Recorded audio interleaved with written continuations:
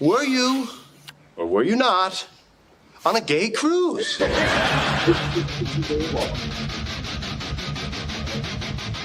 No, you're 120% dictator. Everybody that age, they're sperminator. Yeah. Because we don't care about anything else. We're walking hard on looking for a hole. That's. I have to say you're right on that one. Oh, my God. A stiff breeze comes through the room and you return the favor.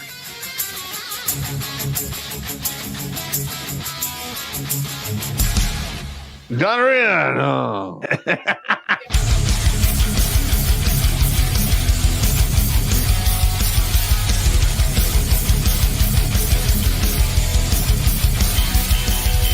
Somewhere on the outside of this building, there is a hole where squirrels come in. Better than a hole where dicks come in. Yeah, better than that. Going down the stairs to wash the laundry. What the hell?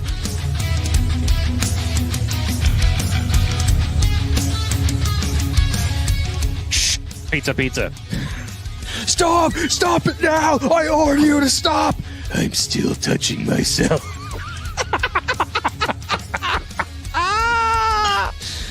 Yeah!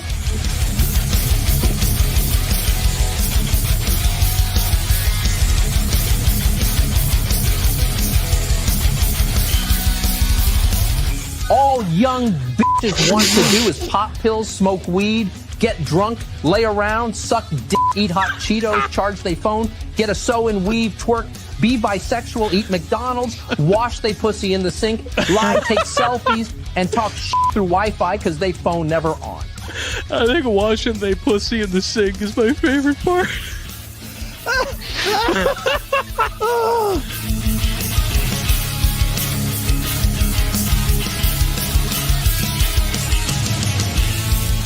The Vietnamese trade in dongs. Figuratively and literally, I'm sure. Oh, my God, that's hilarious. I did decide to look it up. 500,000 dongs is a good night for Pop's ex.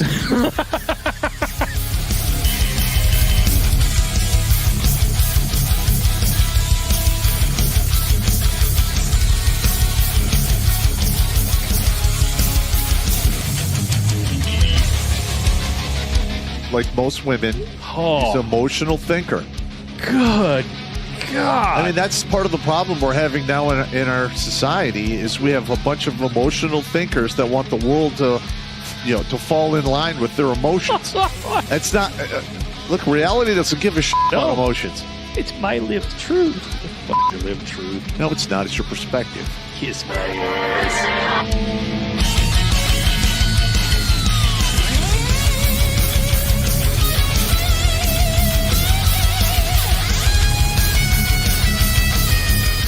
Literally like, hey, Sergeant Pop, you got to turn your bear suit. I'm like, over my dead body.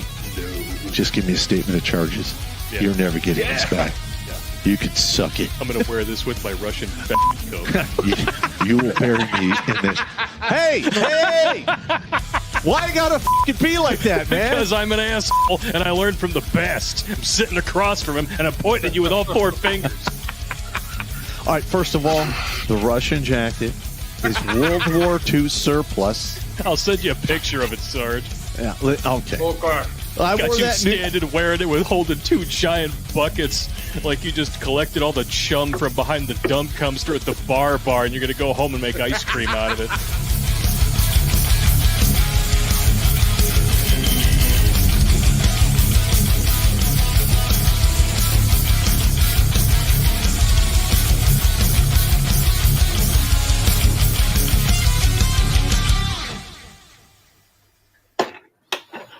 What's up, savages? Welcome to another episode of Grunt Speak that is actually live from the Lair.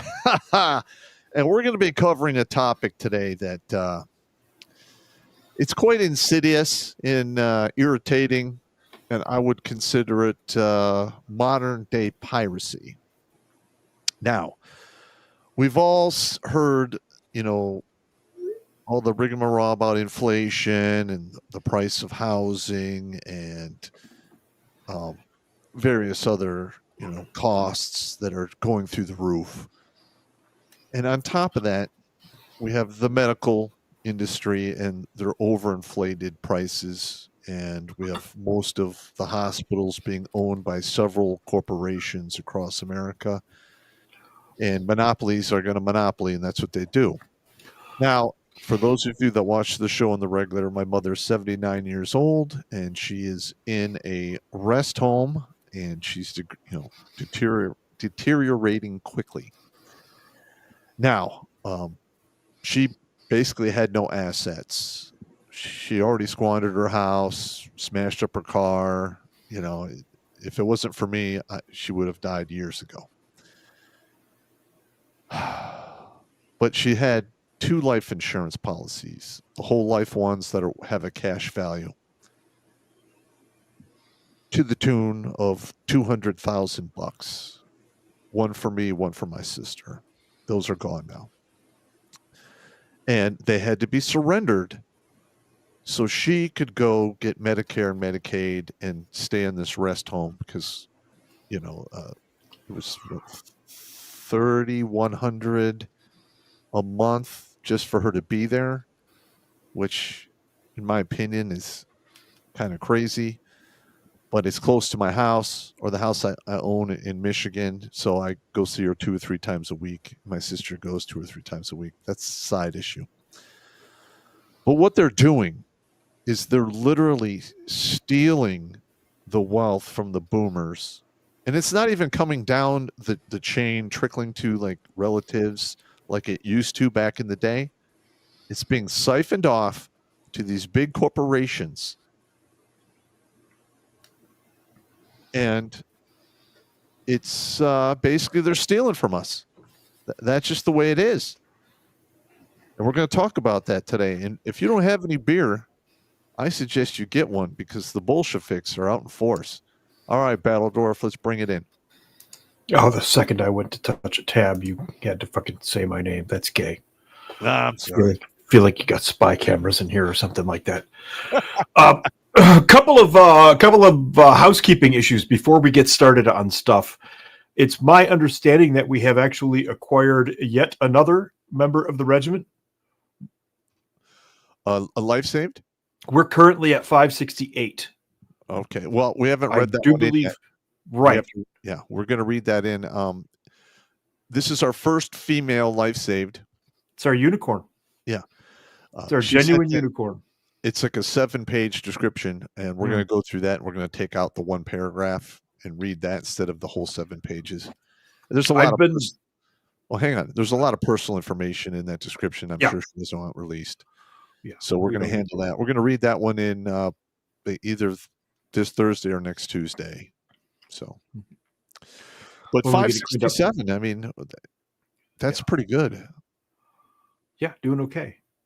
That's doing okay. I think you're a number off. We're going to have to consult the 17th level wizard. Okay. I think we're about to read in number 569. All right. Well, the thing is, this is actually a good thing for fucking up the count. Right. I take your point. Yeah. I mean, okay, we fucked up the count, but yet we get to save another person. Okay, cool. Yeah, exactly. I've got the emails. I can go back through them and verify which one is what. We read 2 in on Thursday.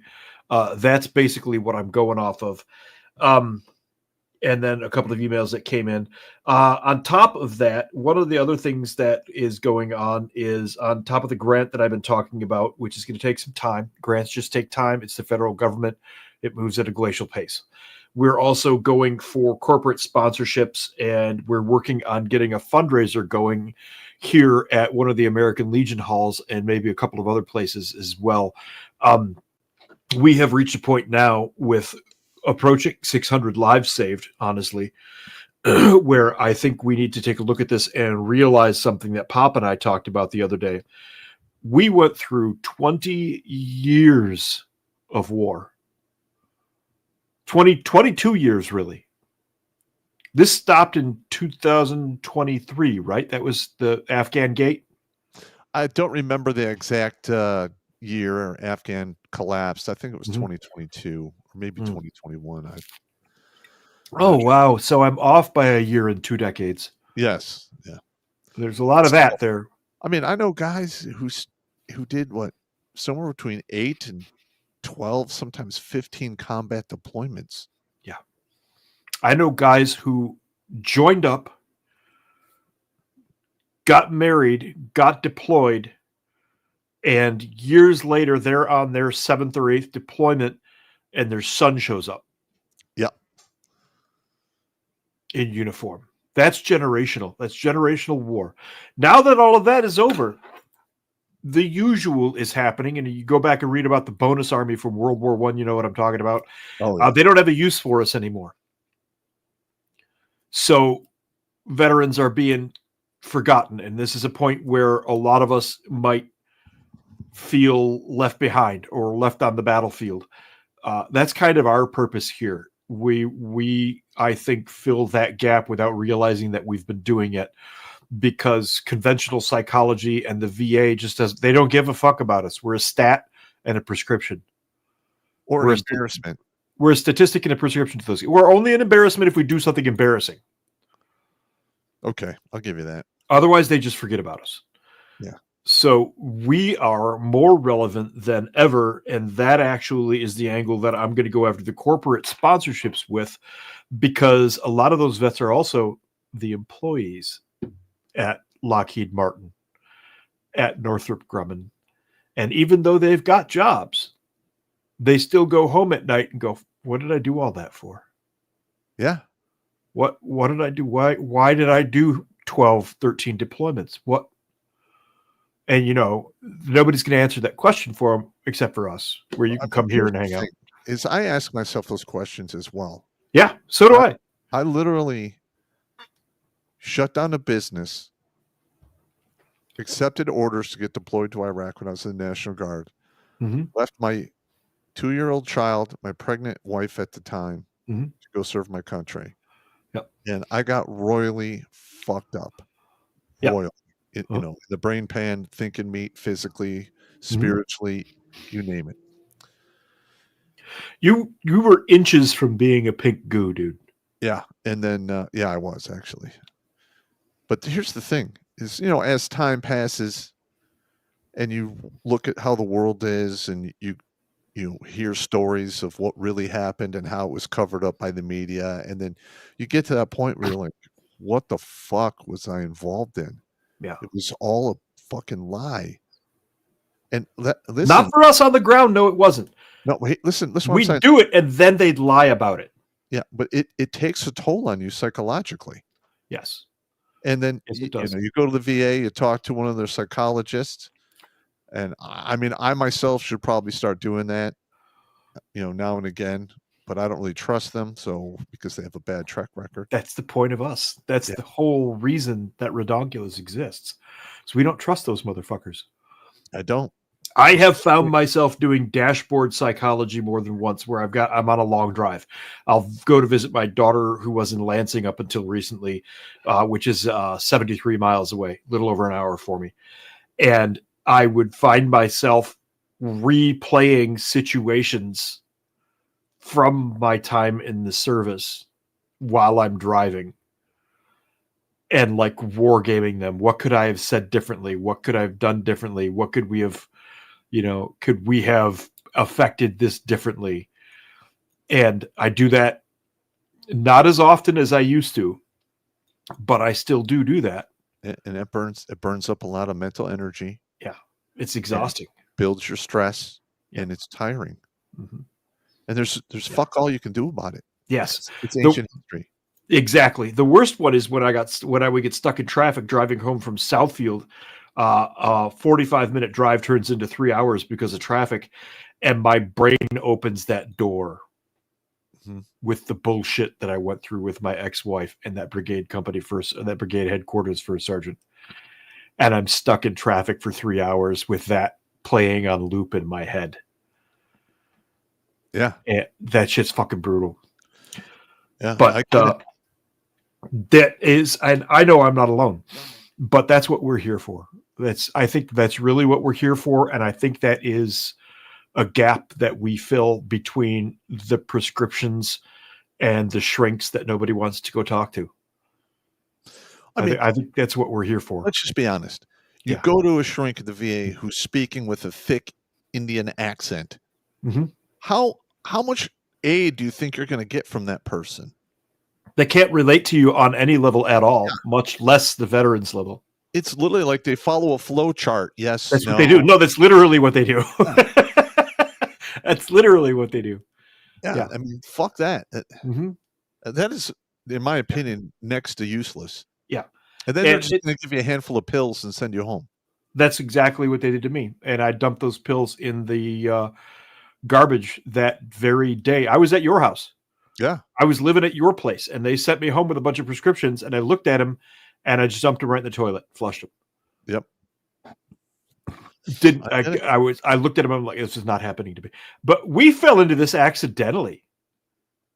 You started doing this. Why? What was your... My primary purpose is I'm a destroyer. And Okay. they took away my children and made me live in the street. And then I still am going to destroy them. It's just I'm doing it at a grassroots level. I'm not like fighting it from the top down. I'm chopping the tree at the base. And when enough men walk away from the system, they're going to have to change it or it's going to fall. Yeah. That's exactly what I've done. And I've taken the flak. They sent their fighters after me. Mm-hmm. And I'm dropping bombs over the objective, and the casualties, instead of people dying, they're living. Right. We have to get the wall up on the website. We've got a wall of alive. Yeah. Instead of the CIA's wall of mysteriously unnamed dead people, who a lot of those guys are probably our brothers from one time or another. Yes. Yeah, I got involved when you found my sorry carcass and showed me that stuff. And I was like, okay, I went through hell and I need to make sure that nobody else goes through that hell too. And it's hard. It's hard as fuck. But here we are. Almost 18 years later. Yeah. Yeah. Speaking of hard years. It is almost 18 years, isn't it? Yeah. Well, if you count by the years, we started in 2008 to now, it's about 18 years. I started in with you in January of 2009. I remember that. Uh-huh. I remember that. When you showed me the first videos. We filmed Purple Heart's final beat at the end of 2008. So technically 2008 is the year I was on deck for this fight. That was it was, and I asked you about that in 2009. And I'm like, these are really good videos. What's going on here? I found this little guy on the internet. He's pretty cool. That was Blake's first incarnation, was the little guy from the internet. Yeah. And I met him through Craigslist. Yeah.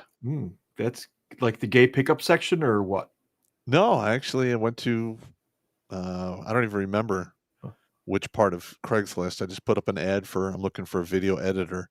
So the gay pickup section. Got it. No, not really. No, there's no gayness there. There was people that were trying to charge me like $5,000. Mm-hmm. And I'm like, I'm paying child support. Yeah, they wanted studio prices for shit done in a living room. Yeah, and Blake responded, and he's like, I just got out of film school. How's $500? I'm like, yeah. Okay, done. And he knocked it out of the park from the beginning. And literally, it was like divine intervention. It's like the universe is like, and we're going to give you this guy to help you out. And then there's a guy over here. Yeah. And move forward with a purpose. Yeah. Do what you got to do. Exactly. Well, that should conclude our housekeeping for the day. Next week will be the thing on the 20 years of war that didn't necessarily take place on battle. But tonight we're going to go into a different kind of war, like Pop was talking about, the draining of the boomer generation. And everybody has this meme. The boomers do say it. I've heard plenty of them say, pull yourself up by your bootstraps. It's not 1960 anymore, man. Nope. It's not 1960 anymore. And it's bad. Do you want to see how bad it really is out there? I'll show you how bad it really is out there. Oh, that's Fred. That's the wrong one. I'm going to remove that and add that to the stage. There. I had the wrong thing. I got to talking and just wasn't paying attention. This is the U.S. housing cost trend, rent versus purchase from 1960 to 2025. This Wow. from 1960 to 1980 it was fairly stable. Then from 1980 to 2025, it is a fucking uphill avalanche. 400% increase in cost of purchase. Now, you mentioned that that includes taxes. Does it though? See, here's the thing. I've been out of the game a while, but typically when you rent a place, it's usually a little bit cheaper than if you were to buy it, depending upon the location. Again, I've been out of the game for a long time. That's not the case anymore. I'm sitting on a $900 mortgage for our little house here on a 15-year mortgage, and the 2-bedroom townhouse that we had down in Rochester is now, I think, $2,100 a month, and we got it at $1,100 a month just a couple of years back. It doubled. Holy shit. That is crazy. Yeah. If we were renting right now, if Mrs. Battle Dwarf and I were renting right now, we wouldn't be able to afford to live, basically. Yeah, that's fucked up. Yeah. So how long have you had that house up there now? 21. So about 4 years? 4 years. We're coming up on exactly 4 years at the end of this month. And that's on a 15-year mortgage, not a 30? Okay. Yeah. Yeah, we got in lucky. We got in right when it was still, I think, 2.5%. Yeah, don't. We got it, and then the next month, it went to 8. Wow. And we're like, whoa, boy, did we duck a fucking bullet there. But this is the price of rent and housing. You can see how it skyrocketed. And the boomers with their pull yourself up by your bootstraps thing, well, they can't. Kids can't keep up with this shit. Here's another. They're living 3 and 4 people to an apartment. Here's another thing that's popping into my head is there's numbers out there that are estimating we have between 30 and 50 million illegal aliens in this country, and they have to live somewhere. And that drives rent through the fucking roof. We're seeing it right there. 2 ways. 2 ways that drives rent through the roof. Numbers, bodies, just warm bodies. And then these landlords, many of the apartments now are owned by corporations in Rochester and Troy, the northern suburbs of Detroit. I'll sum it up that way. Is mostly owned by Singh Management Company. And guess what? They're Indians. Oh, nice. And they own all of the rental units. And they act like Indians in India when they're handling rent. They just jack shit up. They don't take care of their properties. You can't get anything done ever. But when they get illegals or migrants in, they actually raise the rent on them because they're not paying. Those illegals are not paying the rent. The government is. And just like with healthcare, boom, the landlords know this and they jack the rent up. And they end up jacking the rent up on everybody around them, but they don't care. Because if I leave, if Joe Whitey leaves, right, they can just take an illegal and stick him in there and collect another government check. And that honeypot might be coming to an end. Trump just said he's issuing an executive order to put illegals out of housing, particularly Section 8 housing. Now, a lot of people are crying about that, but here's why. That's one, an illegal alien is illegal. You're harboring a fugitive. That is a federal crime. 2, Section 8 housing is dependent on federal funds. So the federal government actually does control that funding and can say, hey, we're yanking this if you don't move those people out. So I think his statement's got a lot more clout than people realize. How that relates to this and the cost of everything, these corporations that are buying up housing and all these properties all over. Have you heard about the BlackRock thing?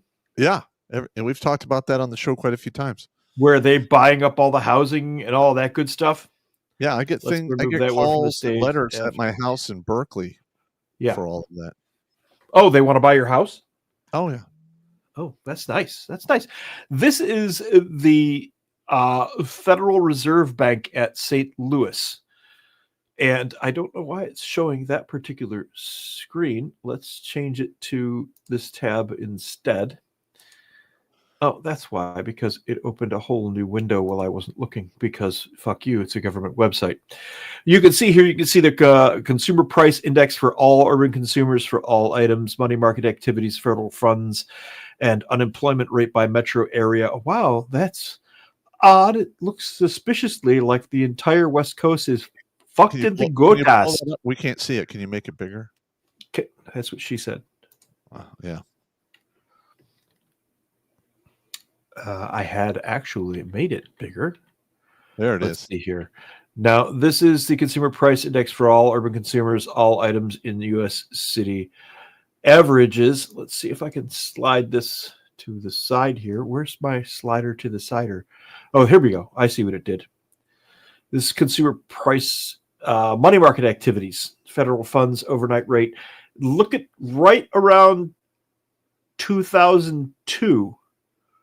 It goes through the fucking roof. Interest rates go up. Wait. You mean overnight. 2022? 2022. Yes. I do mean 2022. Okay. That coincides with the whole COVID thing. Federal funds effective rate, target range, upper limit and lower limit, secured overnight financing rate, interest rate on reserve balances, money market activities. There, and then unemployment rate by metro area, and all the usual suspects are experiencing. I would expect New York to be hit worse than that. It doesn't appear to be that bad.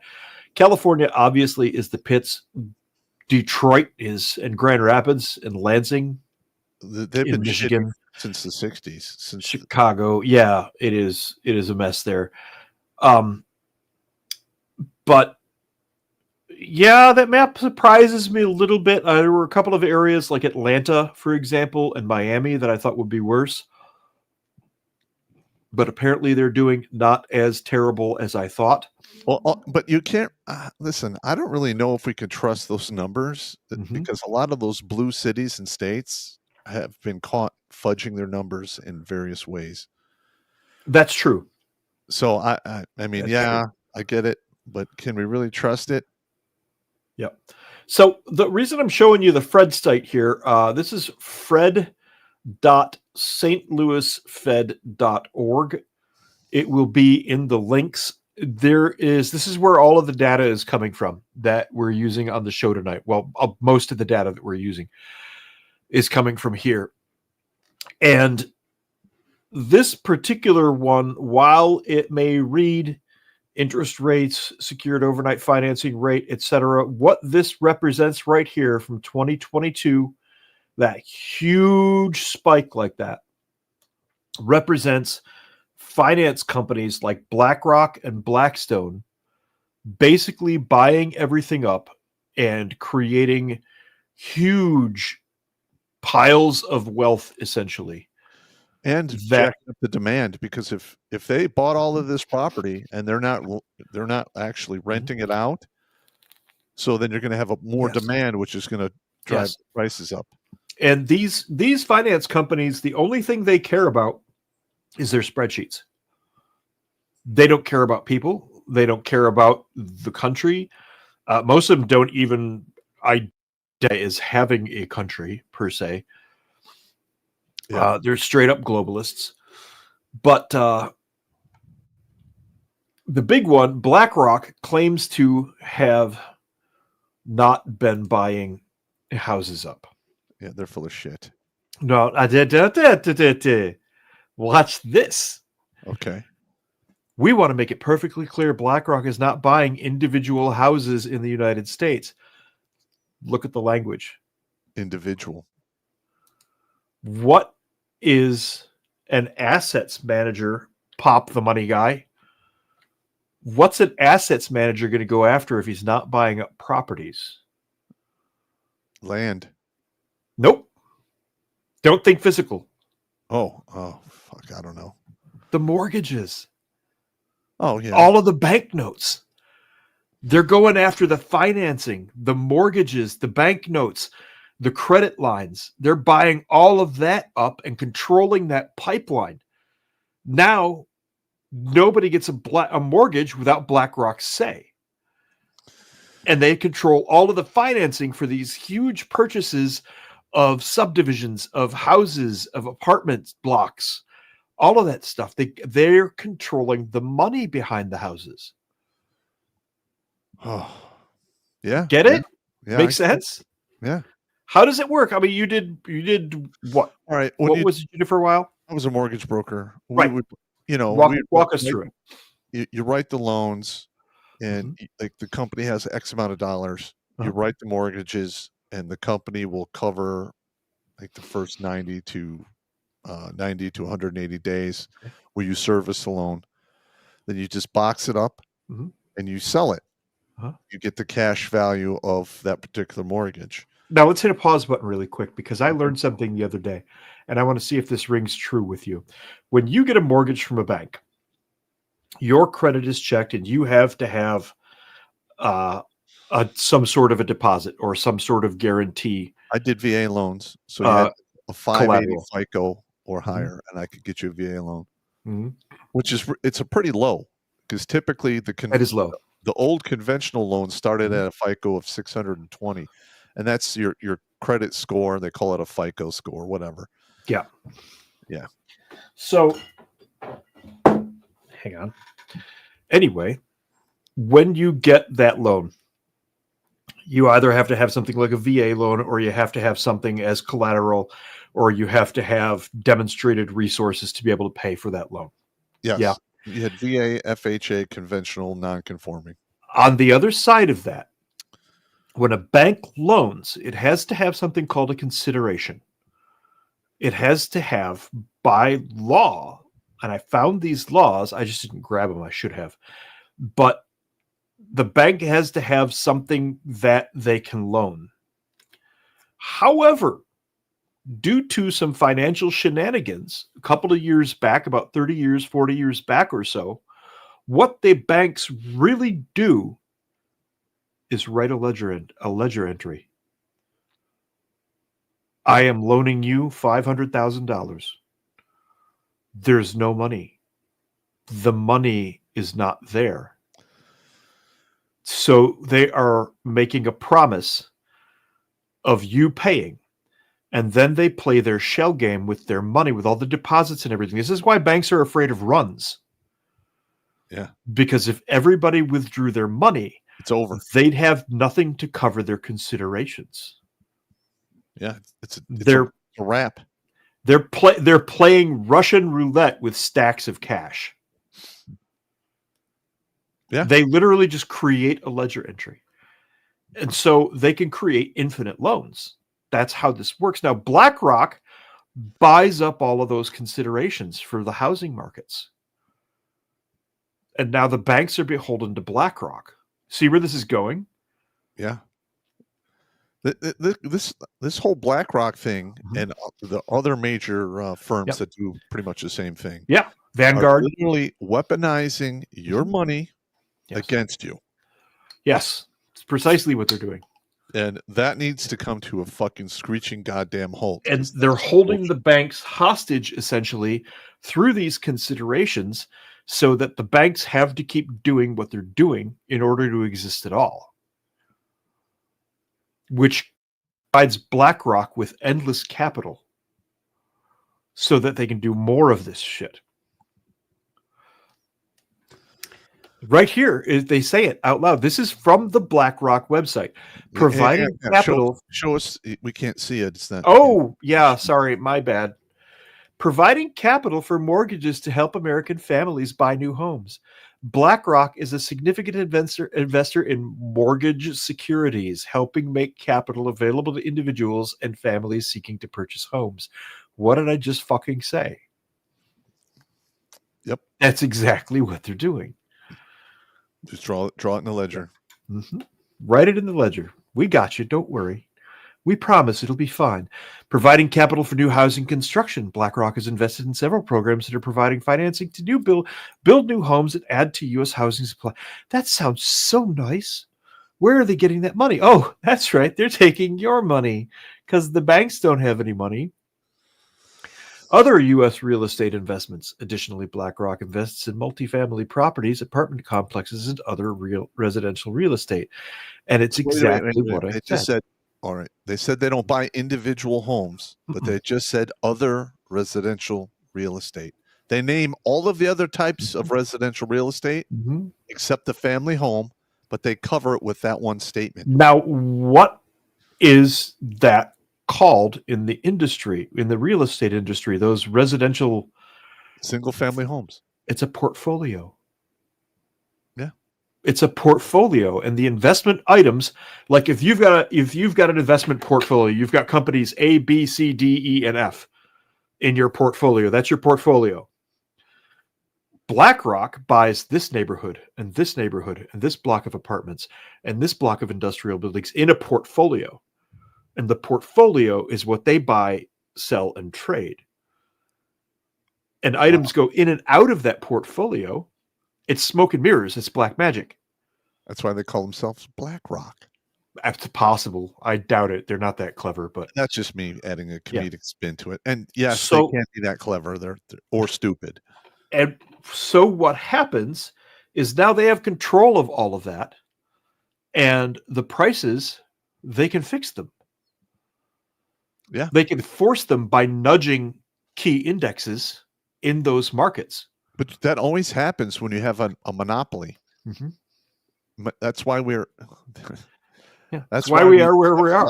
We have laws on the books to prevent monopolies, but we have all kinds of monopolies taking place. Now watch this.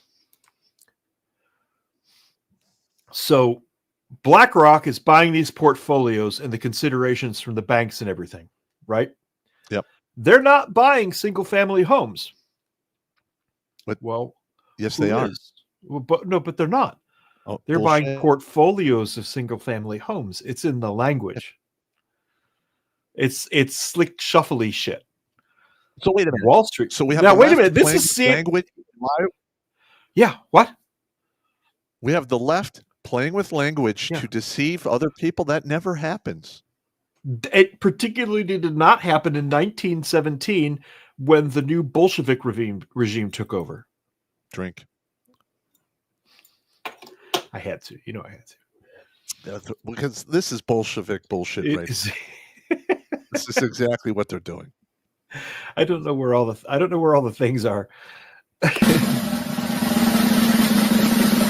Bolsheviks. Drink. So this is CNBC. This is one of the most reliably leftist networks in the world. They probably view this as good, of course. Wall Street has purchased hundreds of thousands of single-family homes since the Great Recession. Here's what that means for rental prices. Now, this article is from 2023, so it's recent enough that it matters. Institutional investors may control 40% of single-family rental homes by 2030, according to MetLife Investment Management, and a group of Washington, D.C. lawmakers say Wall Street needs to back away from the market. What we're saying is don't have private equity buying up single-family homes. Kiana is the author of the Stop Wall Street Landlords Act of 2022. What's outrageous is your tax dollars are helping Wall Street buy up single-family homes. The single-family rental industry got its start with the government backing in the fallout after the 2008 financial crisis. It was that rare opportunity that it attracted the institutions to build a portfolio of these foreclosed properties, says Professor Stephen Shao from University of Dallas at Texas. Since the early 2010s, Tricon Residential, Progress Residential, American Homes for Rent, and Invitation Homes have each bought thousands of homes. They've also added the housing supply in some cases with build-for-rent communities. Some of these companies are financed by private equity firms such as Blackstone. BlackRock. BlackRock is not the one buying the houses. There's another company out there called Blackstone. Now, as the boomers get old and lose their assets, and many of them don't have all of their ducks in a row, you and I were talking about it earlier with trusts and things. Yes. Putting your properties into trusts. A lot of the boomers did not do that. Now they're losing their properties, and in some cases, estate taxes are anywhere between 40 and 55% in some cases. So they lose everything, and there's nothing left for the kids. But they're also coming up with this overvaluating properties in particular cities so they can get more property taxes. And how is that happening? Well, they have an assessor come out and just tell you, this is what it's worth, and it's who do you suppose owns those assessors? I really don't know. I know they work for the city. I would bet you that Blackstone and or BlackRock owns many of those assessors one way or another. Well, here's the thing: is we've already played this game before in 2008, actually 2006 to 2008. They just talked about that. There was I was involved in that whole nightmare. No, I came back to Iraq, and I was trying to get back into real estate, start up my mortgage business again, but the whole market was just destroyed. You couldn't get anything done. It's hard to get money. Yeah. And you had a whole bunch of appraisers get driven out of business and have their licenses pulled because they were deliberately overinflating values of houses so people could get yet more money. And then at a certain point, the house just isn't worth it. And the people just say, fuck it, we're leaving. And then that property becomes a zombie property. What does that do? What happens to that property? Well, it's abandoned. It's now abandoned. What? The bank will. Yeah. All right. It all depends upon the volume. Back in 2008, a lot of properties were being abandoned, and the actual companies who had the paper were not servicing the house at all, and it became a problem. Mm-hmm. But that's where I got the house. The house I have in Berkeley was basically on the condemned list because it used to be a drug house in Berkeley. Who knew? And I got it dirt cheap. Let's face it, we both knew enough kids that were doing drugs in high school. Yeah. But the thing is I got the house. I put money into it. I fixed it back up. They came and did the inspection. They said it was good to go, and I got that house for I think $78,000. Wow. Yeah. Wow. Yeah. Is that one paid off? No. I think I still owe like $45,000 on it or something. How the fuck do you still owe $45,000 on it? I refinanced it to a lower rate once. Oh, okay. I see. So back to the abandoned zombie properties. If that house is on the books at a bank, there's an obvious problem there if you know anything about finance at all. And I don't know a lot about finance, but this one's pretty fucking obvious. A piece of property with nobody living on it and a house sitting on that property to a bank is a negative. It's a net negative because it's just sitting there, and the bank probably has to pay the taxes. They pay the taxes, and they have to maintain the upkeep because the city, if they let everything just go, it has to be kept to a certain level. Cut the grass. Yeah. If the roof gets blown off, they got to patch that. The city will step in and take care. I don't know about repairing the roof or anything, but they take care of the outside of the property to make it presentable. And then they bill you for it. It's like 3 times more expensive for the city to come out and do it than it is for you to just pay somebody to do it. There's a big shock. The government charges more. So the banks have these properties, And you're probably talking dozens to thousands of these properties, depending on, one, the size of the bank, and two, the region that the bank is operating in. Well, when they've got all of these, Chase Manhattan, the bank Chase Manhattan. Yeah. I Sure. worked for them. I did VA loans for them for half the country.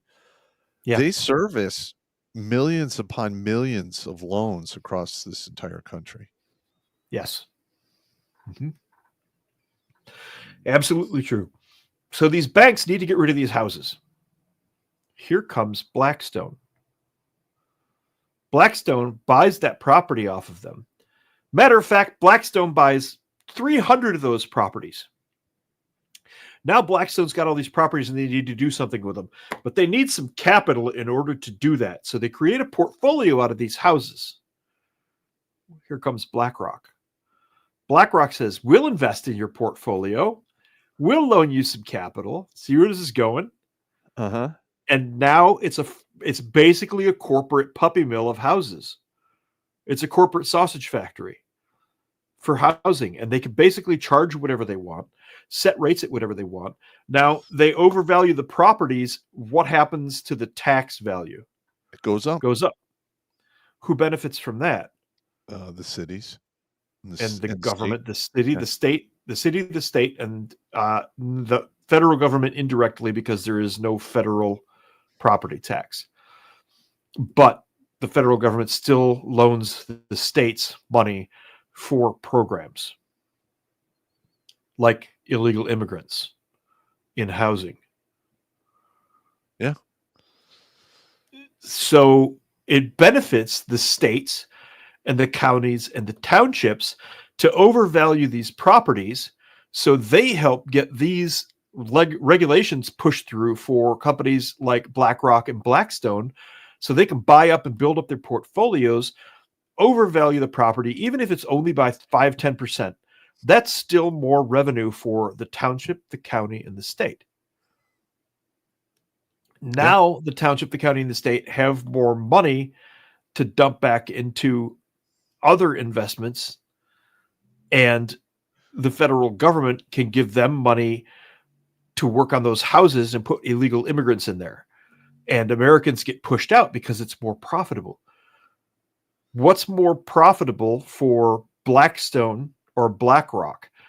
5 white American families paying $500 a month rent, I'm just throwing an example out there, on a 2-bedroom apartment, or 5 2-bedroom apartment units, each with 7 to 10 illegal aliens in them, who each get X amount of federal dollars. Now the landlord, because those are illegal aliens to begin with, can rent per head, charge more, and now Blackstone is rolling in cash, which they invest back into the portfolios. So what you're explaining is a 3-shell Monte game. Yes. Played on a national level. Yes. Yeah.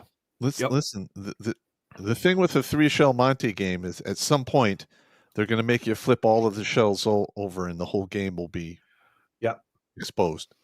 And we've already played this game in 2008. Mm-hmm. A whole bunch of people got a pass, and we're fucking redoing it again 20 years later. Yep. Now I got a video I want to show you of a guy talking, but I think I need to re-cue it. Let's see if I can rewind the thing there, get the volume up there, view this share tab here. Okay, there we go. Brought to us by BlackRock. If you don't know who BlackRock is, they are a private equity firm and the largest asset holder in the world, run by CEO Larry Fink. Danielle points out that BlackRock now owns 51% of residential homes in the USA, driving out homeowners and ownership for normal people. But is that true? BlackRock is an individual company separate from Blackstone, often confused. They're both colored rocks. I get it.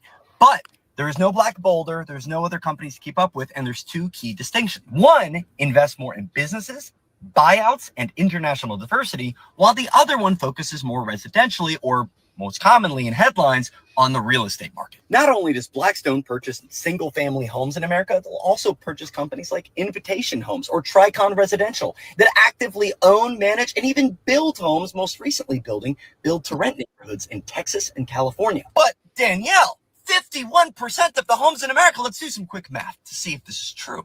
Because there are currently, we'll save that, BlackRock actually doesn't invest heavily in real estate. What investments they do have in real estate come through these things called REITs, which are real estate investment trusts, residential mortgage-backed securities, and other ways to invest in housing in America, not individual homes. While Blackstone actually owns 300,000 individual units in America for residential real estate. Now, here's a very clear distinction we need to make between units and single-family homes. Units can be, and often are, multi-family apartments, condos, whereas single-family foundation, single-family home, and of that, they own about 80 to 90,000. But let's count units in this discussion. If we were to take units out of the equation and we were to combine every single institutional investor in America, which by the way is anybody that owns more than 1,000 units of housing, way too much, then we would get a number of about 850,000. This is how many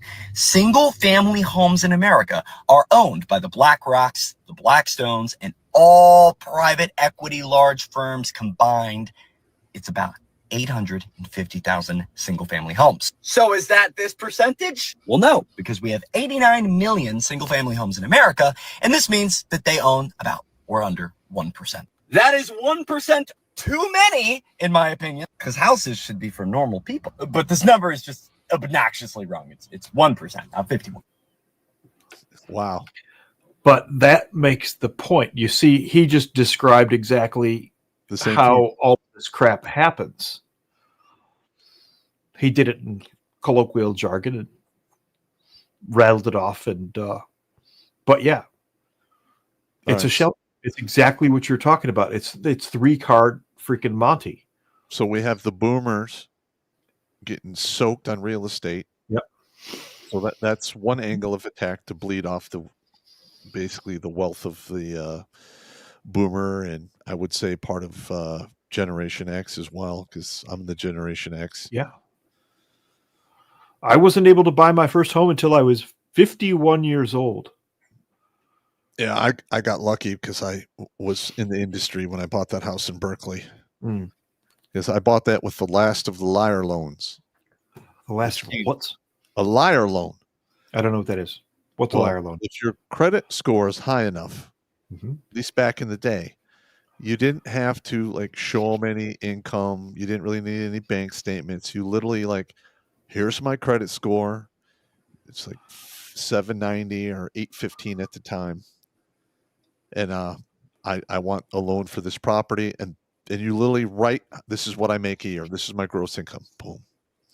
And they're like, they look at your credit score. They're like, okay, we believe you. Boom, we give you the money. So you were playing poker and chicken and real estate all at the same time. Well, I needed to live somewhere. No, I know, but I'm talking about the process. It was like playing, you're bluffing like poker. Yeah. And you're playing chicken like you're driving in another fucking car at top speed. And you're doing it with real estate. And the interest rate I got on that was like 8.75%. And then it adjusted after 2 years to 11%. And then 1% after that until it capped out at 15. I only had the property for a year, and then I refinanced it using a conventional type deal. And I got a much better interest rate on that. And a couple years later, I refinanced it again when the rates came really low. And then that's where it's been. But every time you refinance the house, if you don't pay out of pocket, it's going to cost you anywhere from $2,000 to $4,000.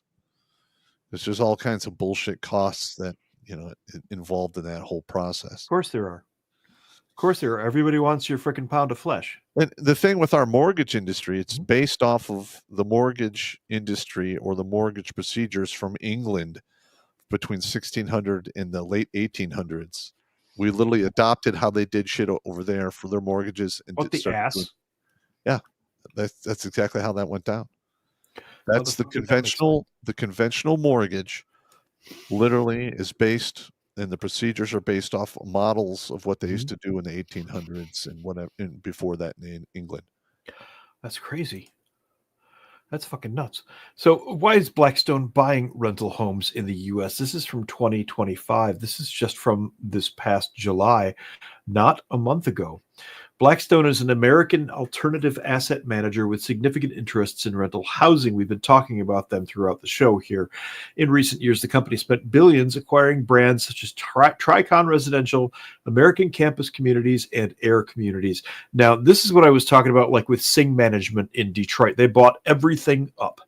And there's one that does this in Lansing. There's one that does this in Ann Arbor. There's one that does this in Grand Rapids.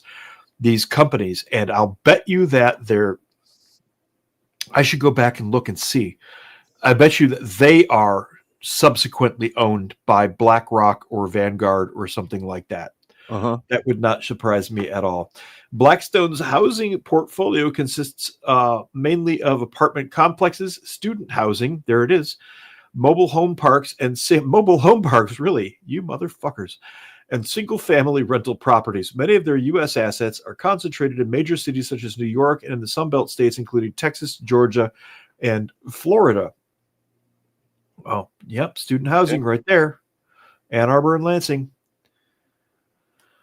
There tends to be a high degree of consistency across our different pools of capital, Kathleen McCarthy, global head of Blackstone Real Estate, said in an interview with CNBC. Really, what we try to follow across the globe is job and population growth. Blackstone says it owns less than 1% of the 46 million rental homes scattered across the country. Blackstone Real Estate Income Trust currently has an ownership interest in at least 274,859 rental housing units, but this is a narrow slice of their overall portfolio. They launched in 1991 with funds raised from accredited and institutional investors. Its parent company, the Blackstone Group, began as a private equity firm that used techniques such as leveraged buyouts to acquire and improve distressed assets. Didn't Enron get sucked into a leveraged buyout? Wasn't that what happened there? No, I don't recall. That's been a long time. Yeah, Enron basically cooked their books. I lost a whole bunch. They very cooked their books, yeah. Yeah, and like I looked at what they were doing. Their numbers look good. They ran them through the SEC, and I invested and I lost, I think, like $11,000. Wow. Yeah, I got totally fucking fucked over. Wow. Yeah, they screwed a lot of people. I wonder where that money actually went. It went to the bankers who didn't get prosecuted for all of the shit that they did. Now, start 2000. Also, that was like 91, wasn't it? When Enron went into the shitter? No. That was when was that? Let's take a look. Late 90s. I would say when did Enron collapse?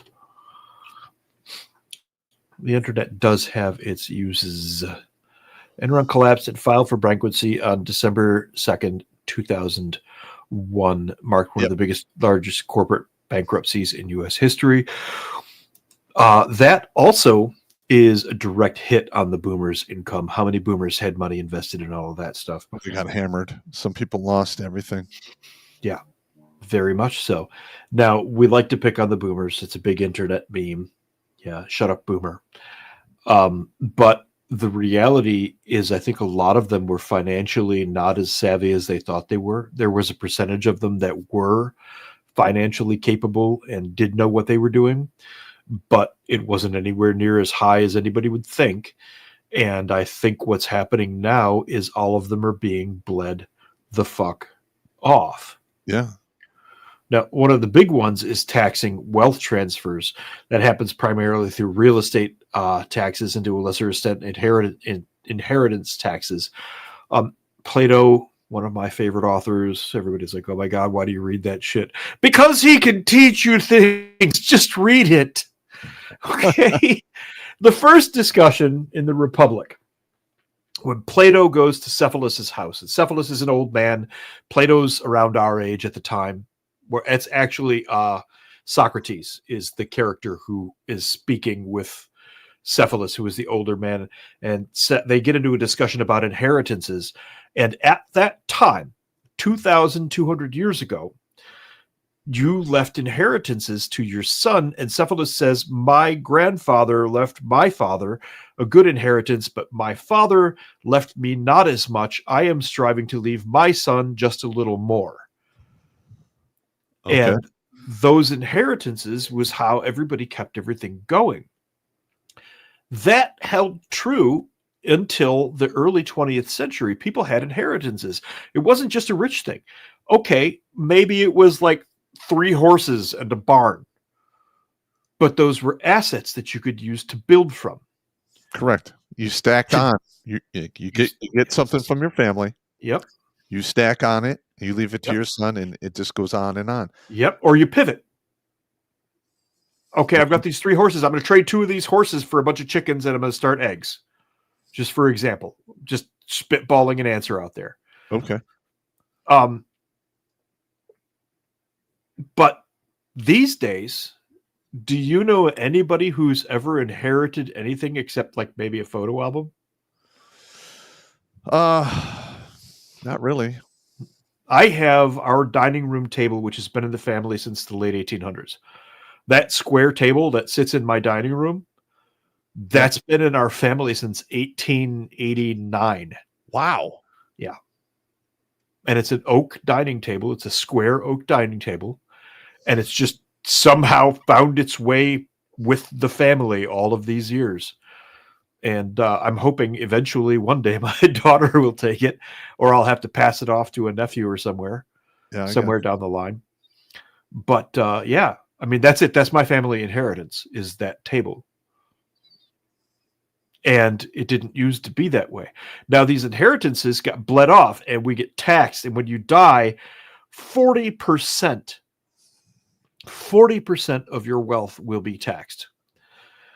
This started in the United States with the Stamp Act of 1797. It was introduced as the first federal tax on estates in the U.S. to fund a naval buildup amid tensions with France. It requires a federal stamp tax for wills to pass through probate, with fees ranging from 25 cents for estates between $50 and $100, 50 cents for the next one, and $1 for each additional 500. Of course, at that time, $1 was an ounce of gold. So we're going 25 cents. That's no big deal. Well, that's a larger amount when you peg it to the gold ounce. In 1826, Pennsylvania became the first state to adopt an inheritance tax, marking the beginnings of state-level inheritance taxation that preceded federal efforts and set a precedent for other states. There was a case in the late 1700s, I forget the name of it, where a man inherited his father's carriage collection. Now, at that time, it would have been like Jay Leno's cars. Yeah. And the state came and decided to apply an inheritance tax to him. And he said, but they're carriages. And they said, well, you have so many that it's obvious that you must be doing commerce, which was going to be their excuse for taxing him.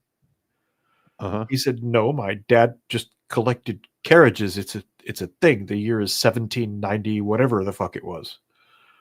And that actually went to the Supreme Court, where the state actually won out and was able to tax this guy's carriages that he inherited from his father, which started some of this whole mess. The 1797 Stamp Act that they're talking about is part of that case. I just can't remember the name of it right now. But in 1864, the Revenue Act was amended to increase inheritance taxes and add a succession tax on real estate transfers to further fund the Civil War. Now, the U.S. traditionally has always used fucking property taxes and income taxes and inheritance taxes as an excuse to raise money for wars. And then they don't turn it off. The income tax in Civil War was turned off in 1867, but they brought it back in 1868. Supreme Court struck it down, said, no, you can't do an income tax, until 1913, when Howard Taft wrote a letter to Congress demanding that they pass the 16th Amendment to get income tax, which is where we are today.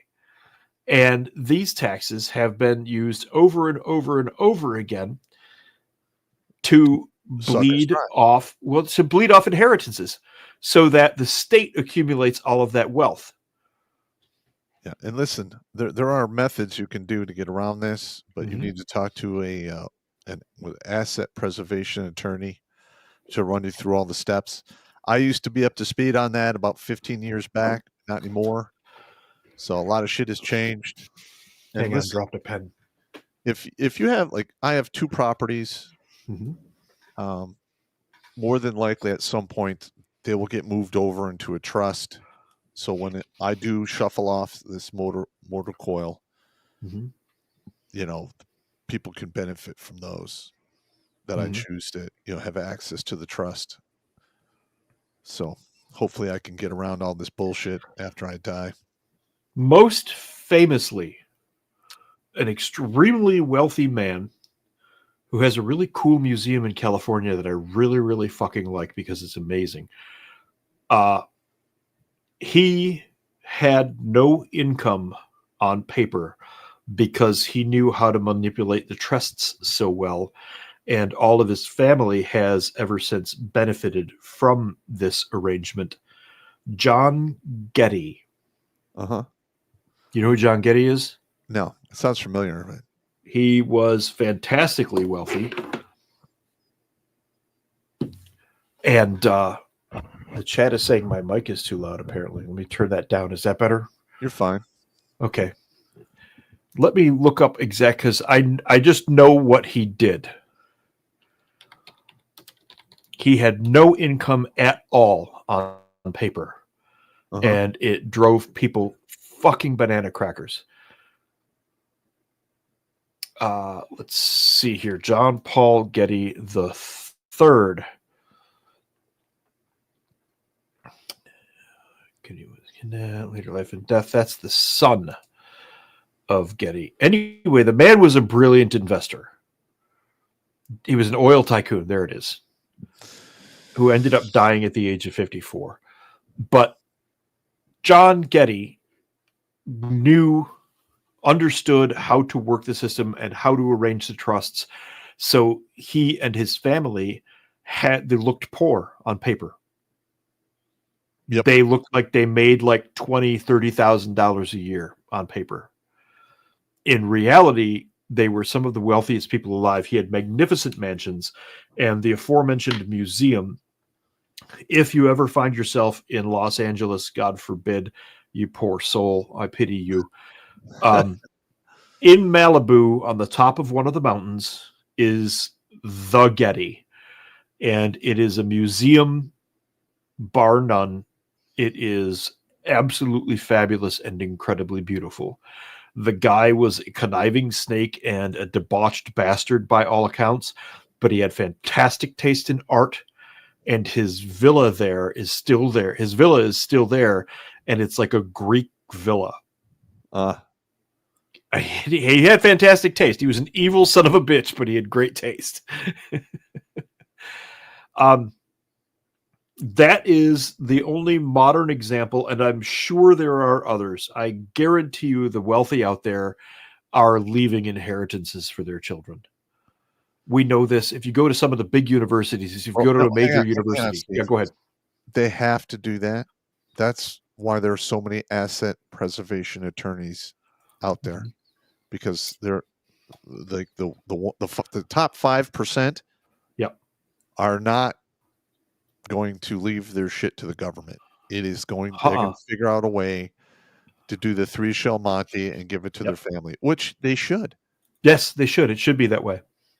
It infuriates me that we have a government that will take away your house if you can't pay your property taxes, even though you bought the property, but you still have to pay taxes on it, which I don't really understand. To a certain extent, in like if you're in a city and they have to maintain infrastructure, maybe a little bit. But if you're not in a city and you're in like rural America, in some city 20 miles away, it's like, well, we're going to take your property because you don't pay your property taxes. You're like, what? I got my own well. I maintain my own fucking roads. The power company brings in the power. What the fuck are you doing? Fuck you. That needs to be fixed. Yeah, it absolutely needs to be fixed. There should be no property tax. on the condition that you own the property. If you don't own the property, you don't own the property. It's a commercial endeavor, which means commerce is going on. I believe in tax on commerce. Okay. Buy, sell, lease, trade, whatever. Because government, you need a certain amount of government. You have to have a certain amount of government. There's just no way around that. Sorry. But I don't think you should be taxed on real property that you own. Like the house under your ass. If you own that outright, you've already paid the sales tax. And your income should not be taxed. What part of what I earned do I owe you? Is the question to ask there. What part of my labor do you own? Yeah. The answer is none. The answer is a big fat goose egg. Yeah. And, like I said, I get government. I understand that you need some of it. We have far too much. It's the overstretched vagina zero. Yes, it is in fact. It is in fact with the roast beef and cheddar. Yeah. Absolutely. But that brings us to the end of life. We've covered this pretty well, I think, for the moment. Let's reach for the other piece of the pie, which is when somebody like your mother reaches her final state, and we all do. We're all going to punch that ticket. The conductor's going to open the door to the train and say, "I need you to step in." I'm not ready. No, come on. I don't want to go yet. No, come on. Let's go. There's none of that. Move along. Just get on the train, man. We're going now. There's the light at the end of the tunnel. That's where we're going. Let's go. But when that time comes, many people find themselves in medical need. And well, you pointed this out. They took all of your mother's assets. I went through. It's $200,000 in cash value for 2 life insurance policies that she paid on for her entire fucking life. Like, we're talking over 55 years, 60 years. And I know that your mother had a successful business. Yes. Peg and Dots was in Berkeley for as long as I can remember. Yeah, she was a seamstress. She worked in a good hospital for a while, too. And a good one. Yeah. Which means she paid into the system the whole time, and yet they still took her assets. Correct. They don't give a shit. No, that's they just don't. The way it works. What they're doing is strip mining. It's strip mining. Yeah, it actually they're strip mining generations. As you get put, they try to force you into position to sell property or to sell assets or to purchase assets, which turns out to be a setup. I'm not saying Enron specifically was a setup itself, but we know that there are investments out there that are basically setups. Once you put your money in, you can't get them out. Some of the 401ks, it's extremely hard to get your money out. Hey, that's my fucking money. Oh, but you didn't read the fine print. If you pull it out, we're going to tax you 60%. They hammer the shit out of it, yeah. Mm-hmm. You seem to know something about that. Talk to us about that. Well, I mean, I was a financial planner, and I used to set up 401k allotments or deductions or whatever you want to call it in people's accounts. And early withdrawals. What about early withdrawals? Absolute dog shit out of you. And you have to, and there's a point where you get to a certain age where you have to take the money out. Mm-hmm. They don't let you, you can't keep it in there for your entire life. Once you get to retirement age, it flips over, and then you can start, taking the money out and doing what you got to do with it, which isn't really, I mean, it's your money. You should be able to do what you want to do with it, but they hammer the absolute dog shit out of you. It is part and parcel of what we were talking about earlier with the banks, though. What they're doing, the way that I see it, is they get you to dump all this money into it, right? Well, now you can't get to your money, but your money is still there. Guess what that money's used for? They're making money off your money. They're making money off of your money, and you're not getting any of that. Yeah, and that money is probably being used by BlackRock for them to purchase homes and then charge you an astronomical rate to rent them from them. See how this works? Yeah. It's the 3-shell Monte game. Oh, thank you for your 401k. But you can't have this for another 20 years. So we're going to take this money and we're going to move it over here to make it work for us, and fuck you. Yes. They have figured out very cleverly a way to smile and gently fist you in the rectum with no lube. Gently, of course. And make you thank them for it. It's insane. Oh, and like, here's another thing. Like, I used to do the amortization tables for people when they would do their loans with me. What's an amortization table? That's basically, if you say you buy a house for 100 G's, right? Or 120 G's, you put 20 down, you take out a $100,000 loan. And it's a 30-year fixed. You're going to pay roughly 2.2 to 2.5 times the amount that you borrowed over a 30-year period in interest. So you take out 100 G's at the end of that 30 years. I'm sorry, what? If you borrow 100 G's at the end of that 30 years, that 100 grand is going to cost you roughly $250,000 over a 30-year period. That's how it works. And that model is directly related to what they used to do in England. They literally just brought it over here and did the same shit. There's a word for that. Yeah, there is, I guess. Usury. The word is usury. Yeah. And when I would sit down with these people, I'd be like, look, I'm going to give you a 30-year fixed. This is your interest rate. This is your payment with this amount of taxes. My advice is tack on an extra $200 a month, pay this off in 15 to 18 years, and save yourself $120,000 in interest on the back end by doing that. Like the house we're in now, the Lair. Yeah. I pay extra on the principal just to get it paid off, and I'm almost there. I've had the house for like 5 years. And you're almost paid off already. Yeah. That was an inner city Detroit house, though. I'm imagining you did not pay $450,000. Oh, no. This needed a lot of work. A lot of work. Well, it's literally got eyeballs in the floor. So, well, because they fit. No, really. The first time I walked into that house, and I'm walking along and I looked out at the floor. I'm like, what the fuck? There's an eyeball looking up at me. Like, what is this fucking doing here? And that was what he told me. They fit. I'm like, what? Yeah. Well, I'm telling you, the house needed a lot of work. What the fuck do you mean they fit? What the fuck? Like when I bought this house, like the original floor, the wood floor had been covered with carpeting since the house was built in the 30s. Okay. So I buy it, and there's like 2 layers of carpeting and pad soaked with animal urine. It is fucked up. I got to rip it all out. And me and my buddy Eric, he's like a brother to me. We spent like 6 weeks sanding this fucking floor and staining it and all that shit just to make it. Sand de flora, Daniel-san. Yeah. And he's the one, I'm like, because the holes in the floor with the eyeballs. Yeah. Like people were carpenters back in the day were doing work and actually gouged holes in the floor. Yeah. And my buddy Eric is like, just to put an eyeball in that. It looks like, I'm like, yeah. So I mean, I had a couple of these glass eyeballs. I don't know why. Because people just have glass eyes laying around. Yeah, I have like a couple sets of them actually, and I put it in there. I'm like, it fucking fits great. So I put shoe glue on it, and there they are. Wow, they're still there. And That's this terrifying. used to be radiator heating. They ripped it out, so there's little holes along the walls that I have to actually put the eyeballs in there as well.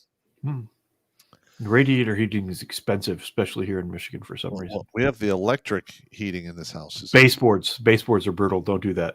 It was $2,000 electric bill. Yeah, fuck that.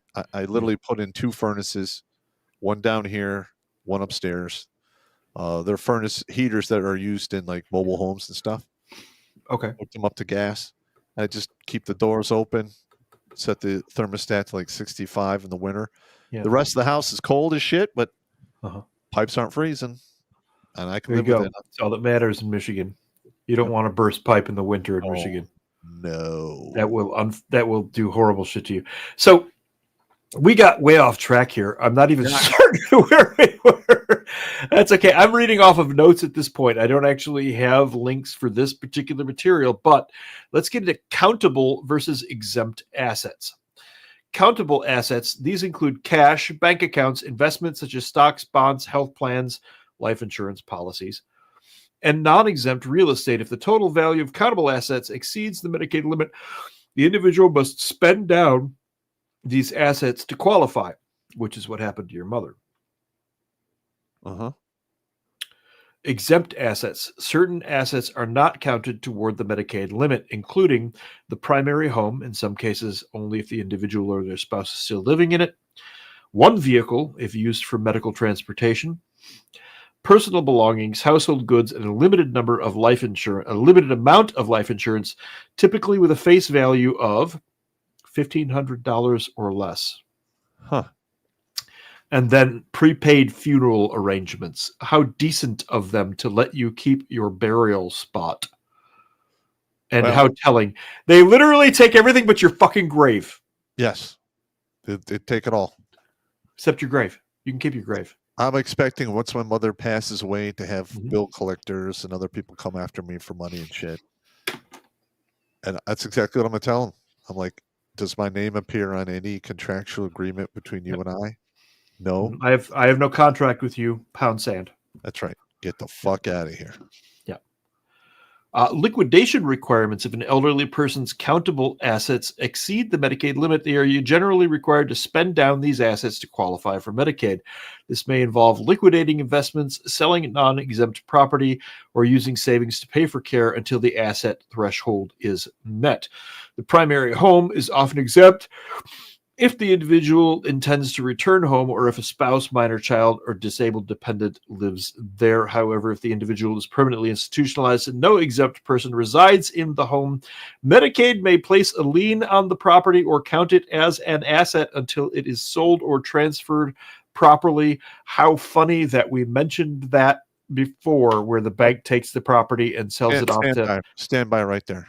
No, you stand by because Jimmy's here. Okay, I know. Continue. Right. Carry on. This is what I have to say. Yeah. We have illegal aliens Yes. have been coming across the border in record numbers for the past decade. Yes. And they are getting access to these same medical benefits with zero assets. It's just given to them. While the United States citizens are literally losing everything to get access to the same shit the illegal aliens walk across the border and get. Yeah. That is fucked up three ways to Sunday. The CHIPS program. The CHIPS program. Let me see, actually. I sent you those links. I know you sent me those links. Just hang on. Fuck off. While we're doing this, you know what you haven't done yet? Do the speech. All right. Here's the deal.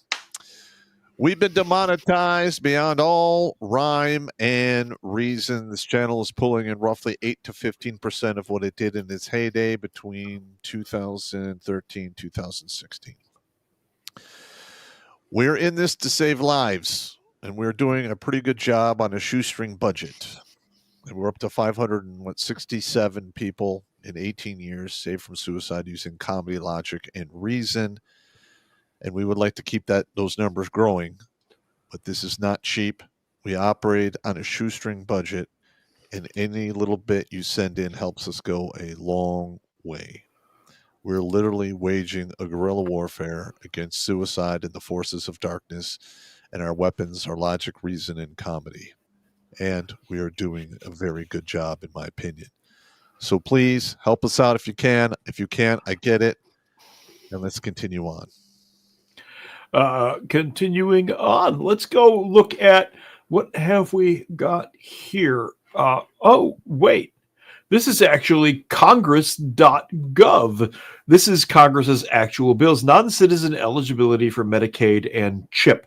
Now, this will read like it's lawful and everything because it's in Congress, but what they've done is a series of end runs around a lot of this stuff. I've lost track of my mouse. There it is.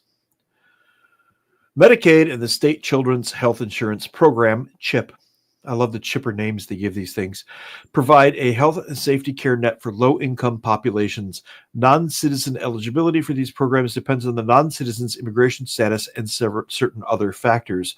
According to the KFF, not eligible non-citizens represented 6% of Medicaid enrollees under the age of 65 in 2023. The other 94% were inner-city Detroit, inner-city Atlanta, inner-city St. Louis, inner-city Chicago.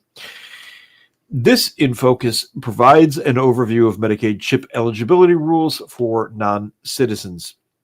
Medicaid and CHIP background.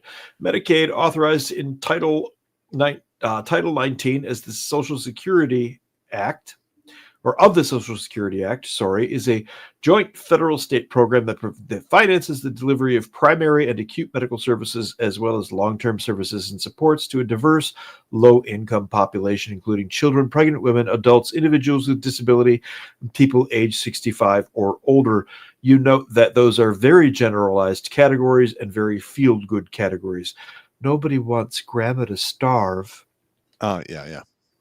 CHIP, authorized in SSA Title 21, provides health insurance coverage to low-income uninsured families, uninsured children and families with incomes above applicable medical aid income standards, yada, yada, yada. There are a number of eligibility pathways through which individuals may qualify for Medicaid. Often an enrollee's eligibility pathway dictates the Medicaid plan that they are entitled to. State residency, documentation of U.S. citizenship, and immigration status. What the government did under Obama and then Biden is twist the meaning of the words here and play on the whole, but what about the children thing? Compassion. And these federal funds that were meant for Americans are primarily poured into illegals.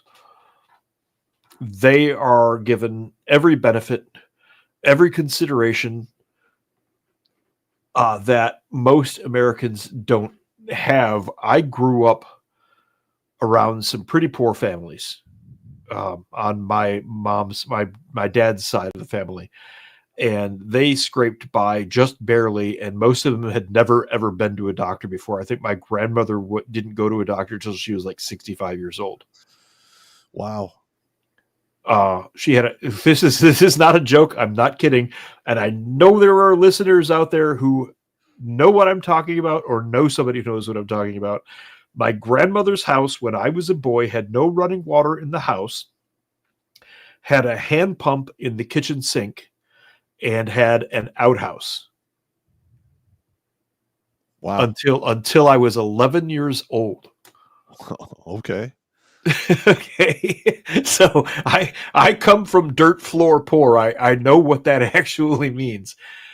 That's some Appalachia poor right there. It's Upper Peninsula Appalachia, which is just Appalachia with snowmobiles and flannels. Yeah. And it's flat for the most part. It's what? Flat.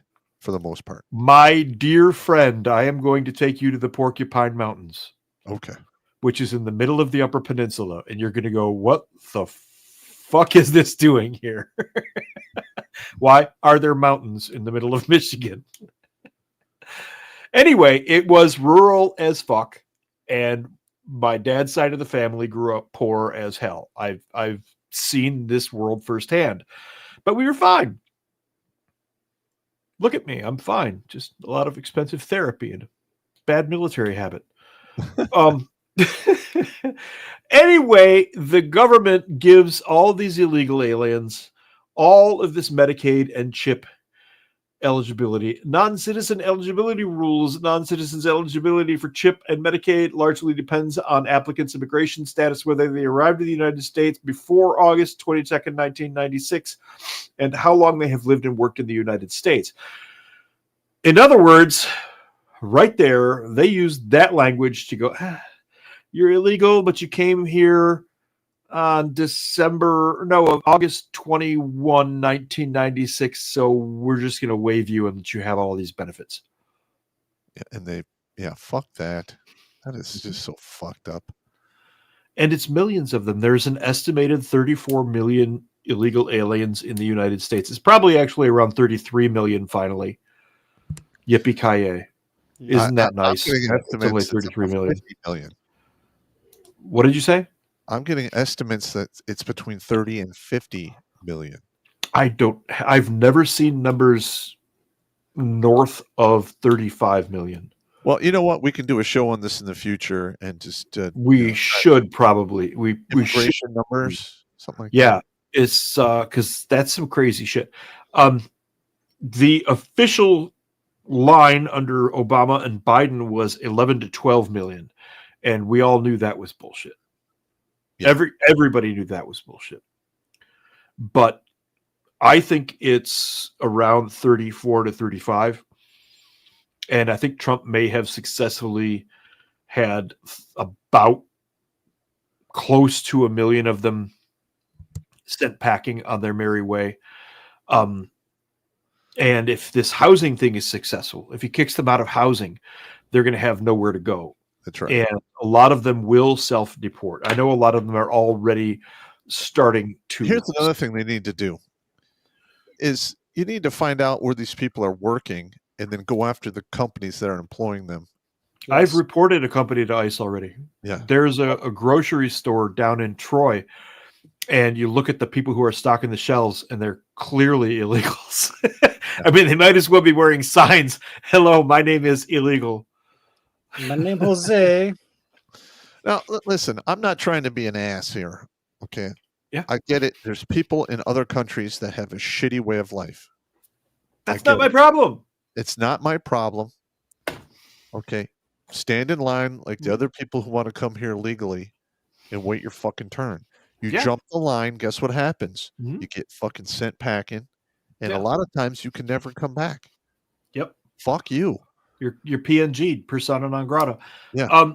This whole thing, and everybody goes, oh, you're racist. I don't care. I don't care if you call me any of those things. I'm immune to all of that now.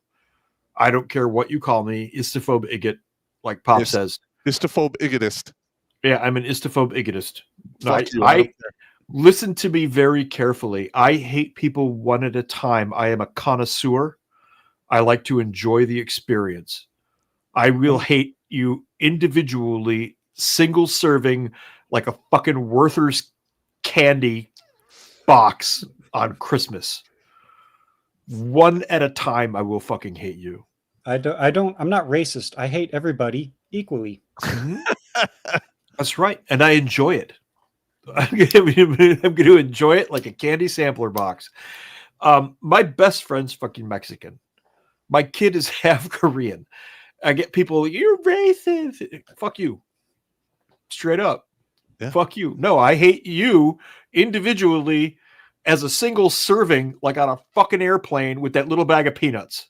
I hate you. Yeah. I don't hate based on race. I hate beyond judgment of character, and their character has been pretty shit so far. So you know what? I'm obligated to dislike them. Don't have block character flaws, and I won't hate you as a block.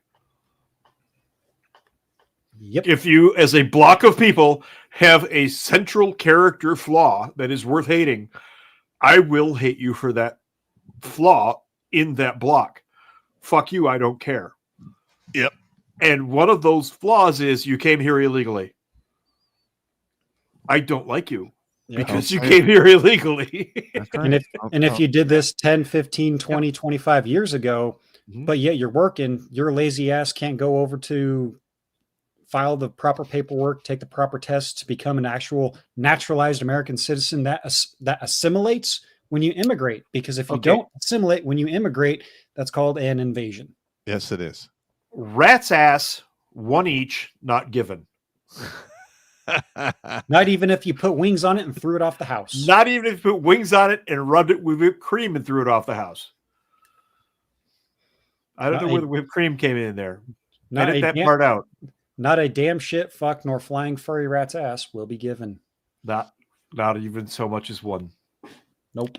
Anyway, back to the general subject here. these corporations like BlackRock, Blackstone, Vanguard, and all the rest, there's a whole slew of them. Those fancy maps that I like to do, I've got a bunch of maps of those companies that I've done over the years. Like I said, there's trip mining. So there is an aspect of some of the boomers, and it's a specific block of them, speaking of the yuppies. Does anybody remember the yuppies? Yeah.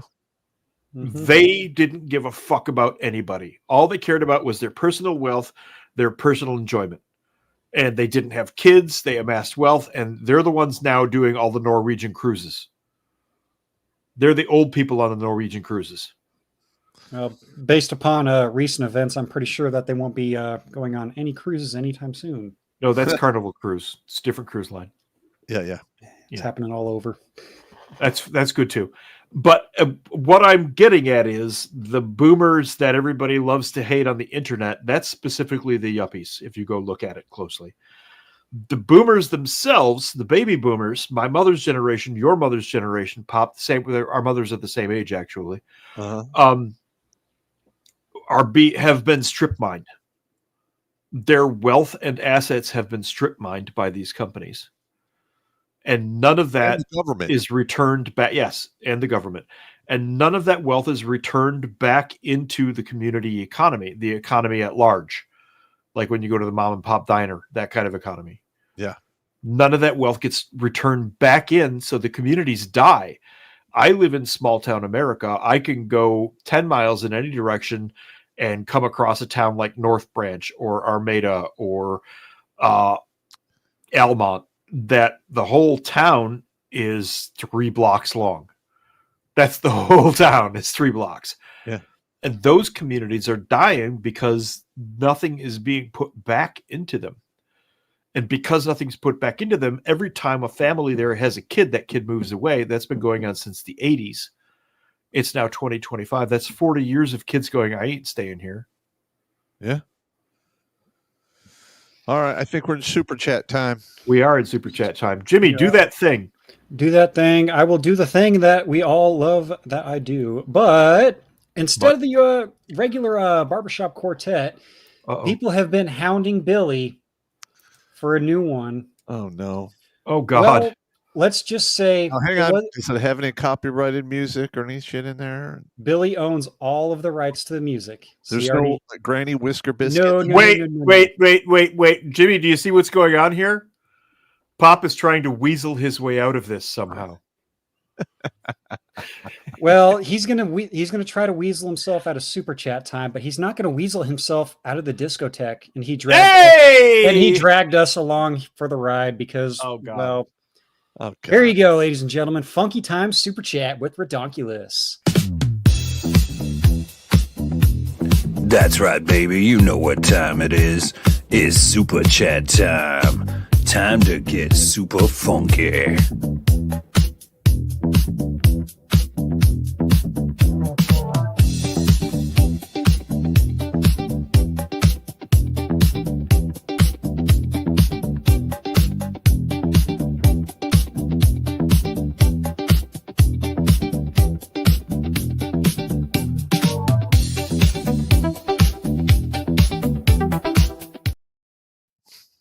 That was actually pretty good.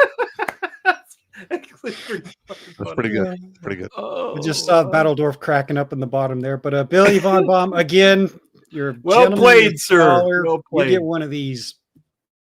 We're not worthy. We're not worthy. Nice. Oh, and Jimmy, before you go any further, I want everybody to know that Mrs. Battledorf has all of the pieces. Listen, man. Nice. Including the Elvis wig. Fuck you.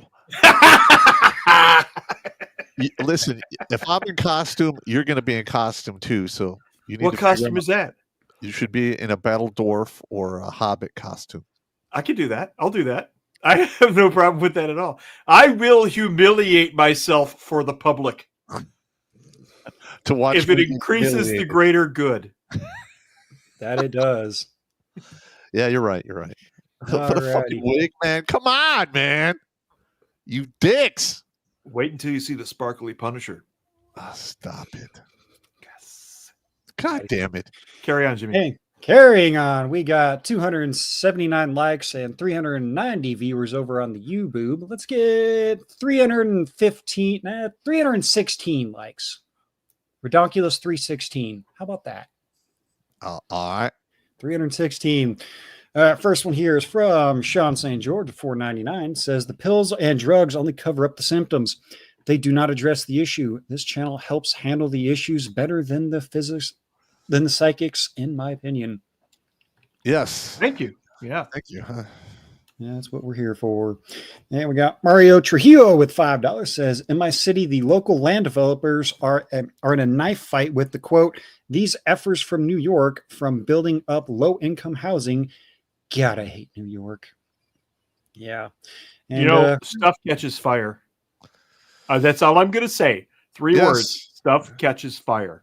Yep. Anyway, carry on.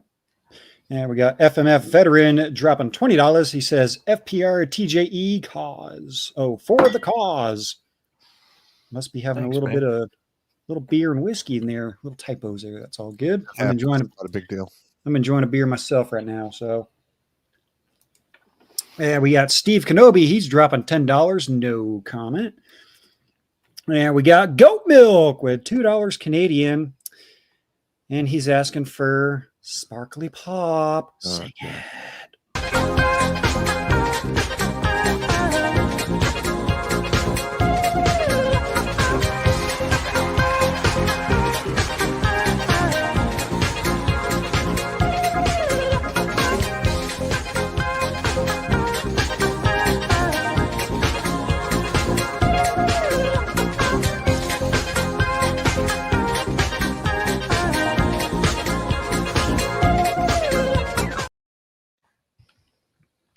Never gets old.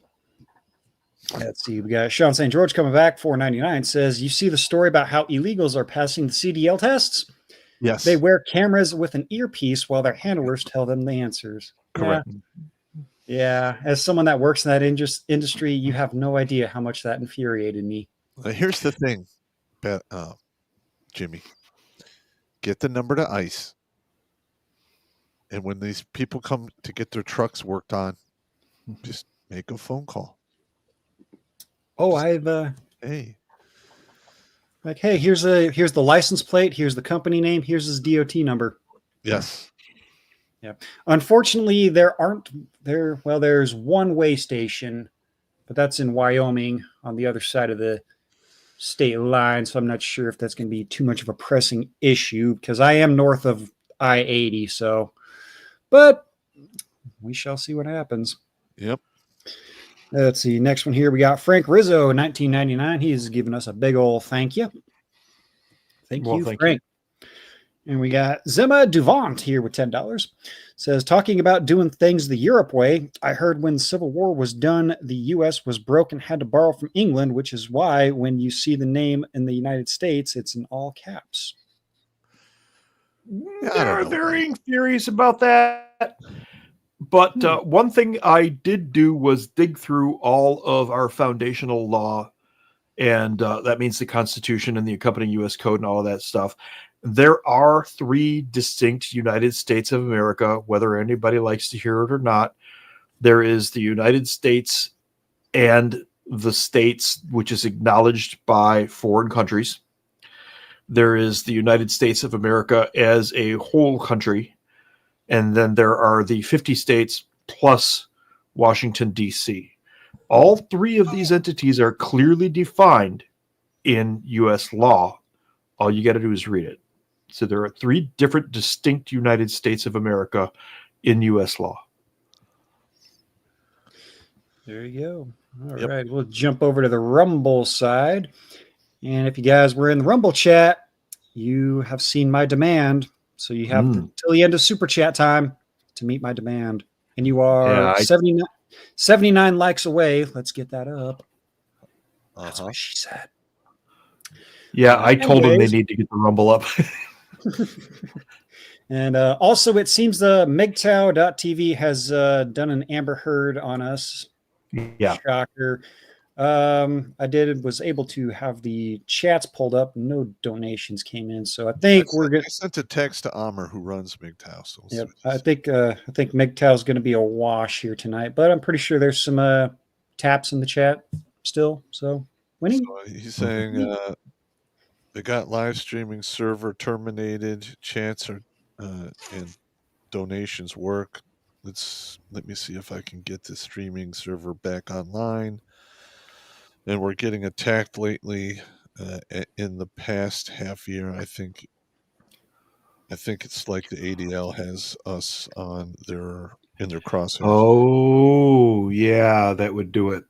Yeah, so MGTOW's taking a huge DDoS attack, and I'm serious about putting together a 30-minute comedy lecture or maybe an hour comedy lecture and doing it on MGTOW TV so we can draw more eyeballs to that platform. There you go. Let's see. First one over here on Rumbles from Pirate Snake 69, $5. Says, for the Elvis pop, Bolshevik, Bolshevik, Bolshevik. Play us some Beetle Dwarf. Have you said the B word here later? Yes. Tonight? What, Bolshevik? Yeah, we have. Oh, okay. Well, let's just go ahead and summon him first. Bolsheviks. No, don't say it. Bolsheviks. No, please stop. Bolsheviks. It's showtime. Bolsheviks, baby. Everyone drink. There you go.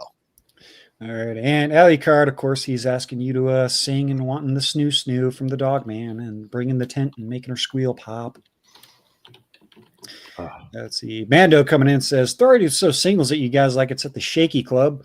Rent and medical hit at the same time. At least I am not eating placenta sausage omelets with zinc drizzle and anal feta cheese." Anal feta. He slid that in so. Oh, you bastard! So nicely. Oh, that knife was slid between the ribs, man. Thanks, Mando. You just ruined feta cheese for me, bastard. We got Shooter 130 here says, "Hey guys, I'll let you know a couple months ago that my dad was falsely accused by an ex of rape. He just called me today, said the grand jury threw his case out. She's now being investigated." Good. Finally, some realistic justice. This is what he needs to do now. File a federal lawsuit against the county and the police department that arrested him. On what grounds? Well, if the grand jury dropped the case, and if he was arrested and put into the system. Okay, go. that's U.S. Code 42. That's civil rights. Hang on one second. Illegal imprisonment, false arrest, deprivation of rights under color of law. U.S.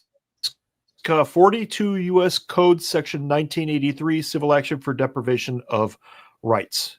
There you go. Yes, that would apply. Yeah, it if protects every judges, person, but it does not protect cops. If every person who had this done to them filed a lawsuit like this, they would have to change everything because it's unsustainable. Yeah. Yep.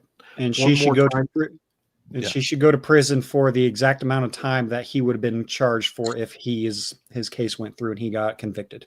At a minimum, she should have to pay for all of the court costs, everything out of her pocket for doing that shit. At a minimum. One more. Shut up. Okay. Sorry.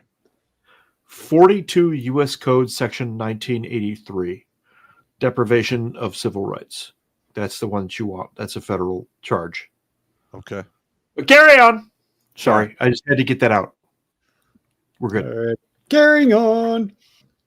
Yeah. All right, let's see. Clip 3188 says, "Might not be able to get through tonight's stream with this topic. It really boils my blood with how the government and or corpos stole land from my family that we've had since the late 1800s by overtaxation." There was a lot of that. Overtaxation. Yep. Let's see. We got Nick Head P coming in. It says they had to be surrendered for Medicaid. If she is eligible for Medicaid as a Medicare, that means she is on a DSNP plan.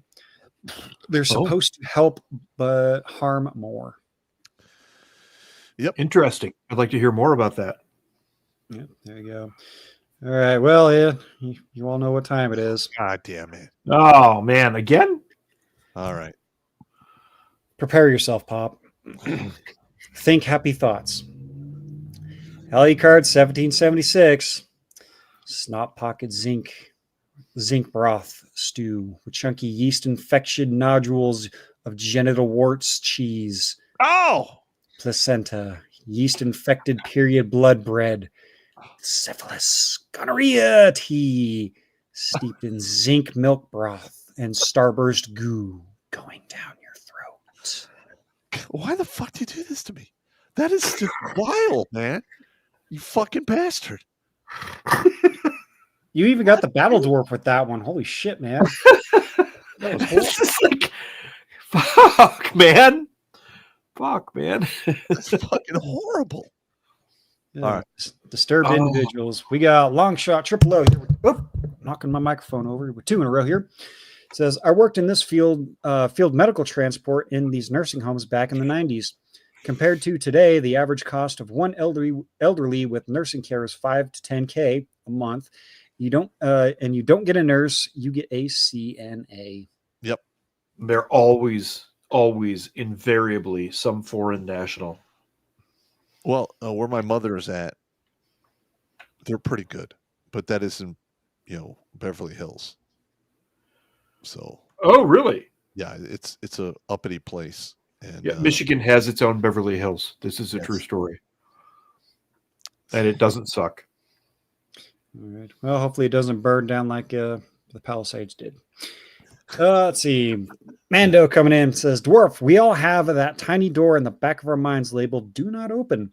For some of us, it is not what we did, but what we did not realize we did not have to do that haunts. Yeah. Yeah. Everybody has their own demons. Jimmy has Kevin. Yep. He keeps me in line, so. Yeah. All righty. International House of Whoop Ass coming in says, I had another ex that when I came back from Iraq that mixed up all my meds from like 5 different bottles. And the days prior, she asked me, what would happen to her if I died? Flushed everything down. That's right. Yeah. I mean, at least when I went to Iraq, if I was to get whacked, it was like $450K in death benefit. And I had 2 $1 million life insurance policies without the war clause in them. So if I got whacked, my now ex-wife and my kids would have got like $2.5 million. Yeah. Wow. Nice. Yeah. That was a funny story about that before you go on there, Jimmy. When we were deployed on the Blue Ridge, there was a ranger in our group. He was, I think, a sergeant first class, black guy. And every night we got a call. You could do a satellite phone call for like a minute or so. He would call his wife and go, I ain't dead yet, bitch. You can't have my SGLI. I love you. And that was the whole message. Nice. Yeah. Nice. Let's see. We got Flash Gator here says, evening, everybody. Please give me a no square or a wiggle dance. I hope we don't end up like Rhodesia. Well, you know what? We'll do a wiggle dance. How about that? Can you wiggle fast? Can you wiggle slow? Can you wiggle high? Can you wiggle low? Now stand up straight and stop. Do the wiggle dance. Wiggle. Yeah. Do the wiggle dance. Wiggle. Do the wiggle dance. Nice. I don't know why that's so disturbing, but it really is. That was pretty funny. Yeah. It is. We all miss Dave. Hopefully we need to get him back on the show here. Get him back here. He's just doing stuff. He's doing Dave stuff. It's all good. We got Morgrat here with 2 in a row. He says, the problem we're getting here in Idaho is BlackRock building neighborhoods for $300K each, selling 3 to their shell companies for $700K, and valuing the rest of that development at $700K based on those three. See, there you go. Yep. There needs to be some kind of lawsuits or some kind of correction needs to take place because that's bullshit. Yep. And Morgrat continues to says there's a lot of illegals, but it's Blackstone and BlackRock that are pushing our shit in. Yep.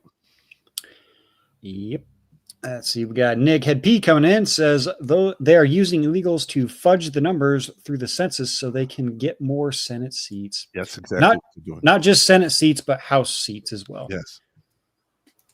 Yeah, I've got opinions on that, but we'll save that for a different story. That's another show. That's a different show. Let's see. Long Shot Triple O. He's got a link to an audio book that is for The Creature from Jekyll Island. So there you go, ladies and germs in the Rumble side. I have a copy of that sitting on the shelf behind me. Yep, there you go. So there you go. If you guys are too lazy to read a book, you can listen to a book. There you go. Let's see. Mando coming back says, this topic makes me want to drink. Since I don't touch alcohol, we'll just have to be happy with symbolically giving these clowns the double barrel bird. Learn to make ginger beer. It's ginger, lemons, sugar, and brewing yeast, but it turns out no alcohol. So you can drink all the beer you want. It just doesn't have any alcohol in it. Huh. There you go, Mando.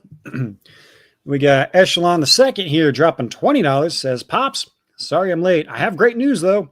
My wife of 10 years gave birth to a healthy baby girl. Yes, she's mine. 20 and a half inches, 6 pounds, 14 ounces. Outstanding. Changes your life, man. It's going to change your life. Yes, it does. Glad to hear that, good sir.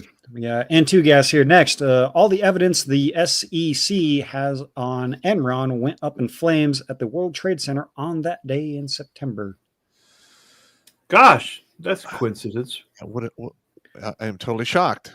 It's kind of like that certain day in Oklahoma City when that thing went boom and there was allegedly documents to convict Hillary Clinton of her crimes.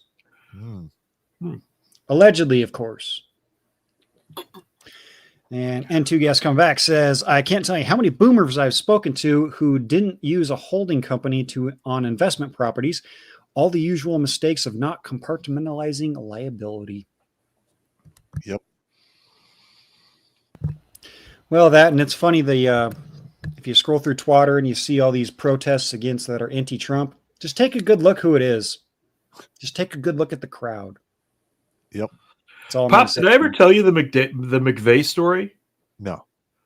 I had an officer in one of the units I was in who was at Bragg when the whole McVeigh thing happened. And he remembered McVeigh, who tried to get into selection at McCall. He took the first multiple personality questionnaire, the Minnesota multiple personality questionnaire. They give you the first 2 days you're there. They gated him on the first gate, huh? They gated him on the first gate. He said that McVeigh came back as not suitable. Yes. Yeah. Shocker. I remember taking those tests. They make you take 2 or 3 of them. Mm-hmm. And first or second day you're there. Yeah. Yep. And then one in the middle and one towards the end. Yeah. And usually the other ones are given when you're in sleep-deprived states. Mm-hmm. Fun times. Anyway, he didn't make it past the first one. Yeah. Let's see. We got Nick Head P coming back. Says John Getty left most of his estate to the museum after a 9-year probate fight, which included the 1984 sale of Getty Oil to Texaco for $10 billion. $10 billion. Wow. God damn. All right. Nice. We got Tomahawk here with $10. Says, excellent show as always, gentlemen. That said, some of your topics you cover are absolutely rage-inducing. That's why we do it. We know. You should be mad because people don't know this shit that's going on. They don't know they're being fucked in the goat ass. Like when I start the show off, you need to get some beer and have drinks. Yeah. There's a reason. Or whatever beverage you're into. Yep, or whatever you choose. Something to quell the hate and all that good stuff. Let's see. Alucard coming back and is asking, would silver and gold be a good asset, allegedly? It's always a good asset. Always a good asset. Silver and gold are always a good asset. Yep. Silver, gold, brass, and lead. Platinum. brass and lead in that order. Yep. With a little special spicy dust behind it. The coffers of this country will run dry, but don't you worry, they will be fed. But the price will be high, and it'll be paid in blood and lead. There you go. I wrote that. That's my poem. I wrote that one. Nice.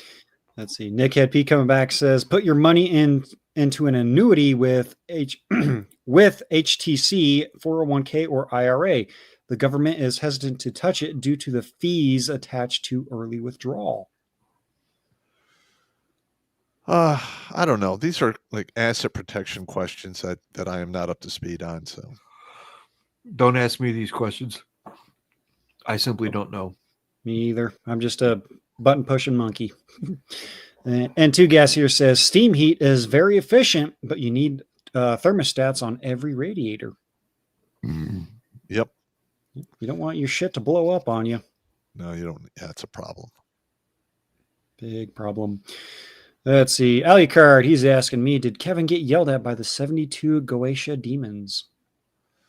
Like I said, Kevin keeps to himself. He keeps the water cooler banter to a minimum. He doesn't inform me on everything. Yeah. Like I said, Kevin's a good dude.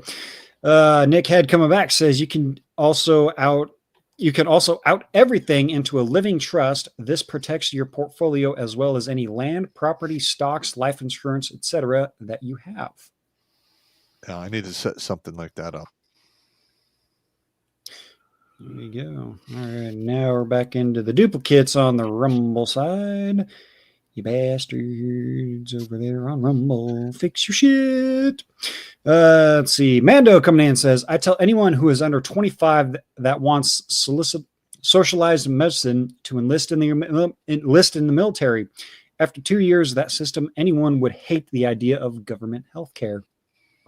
In the military, it's just veterinary medicine for humans. Yeah, it really is what it is. Ibuprofen, water, and Motrin. Walk it off. Yeah, that's actually it's maintenance. That's it.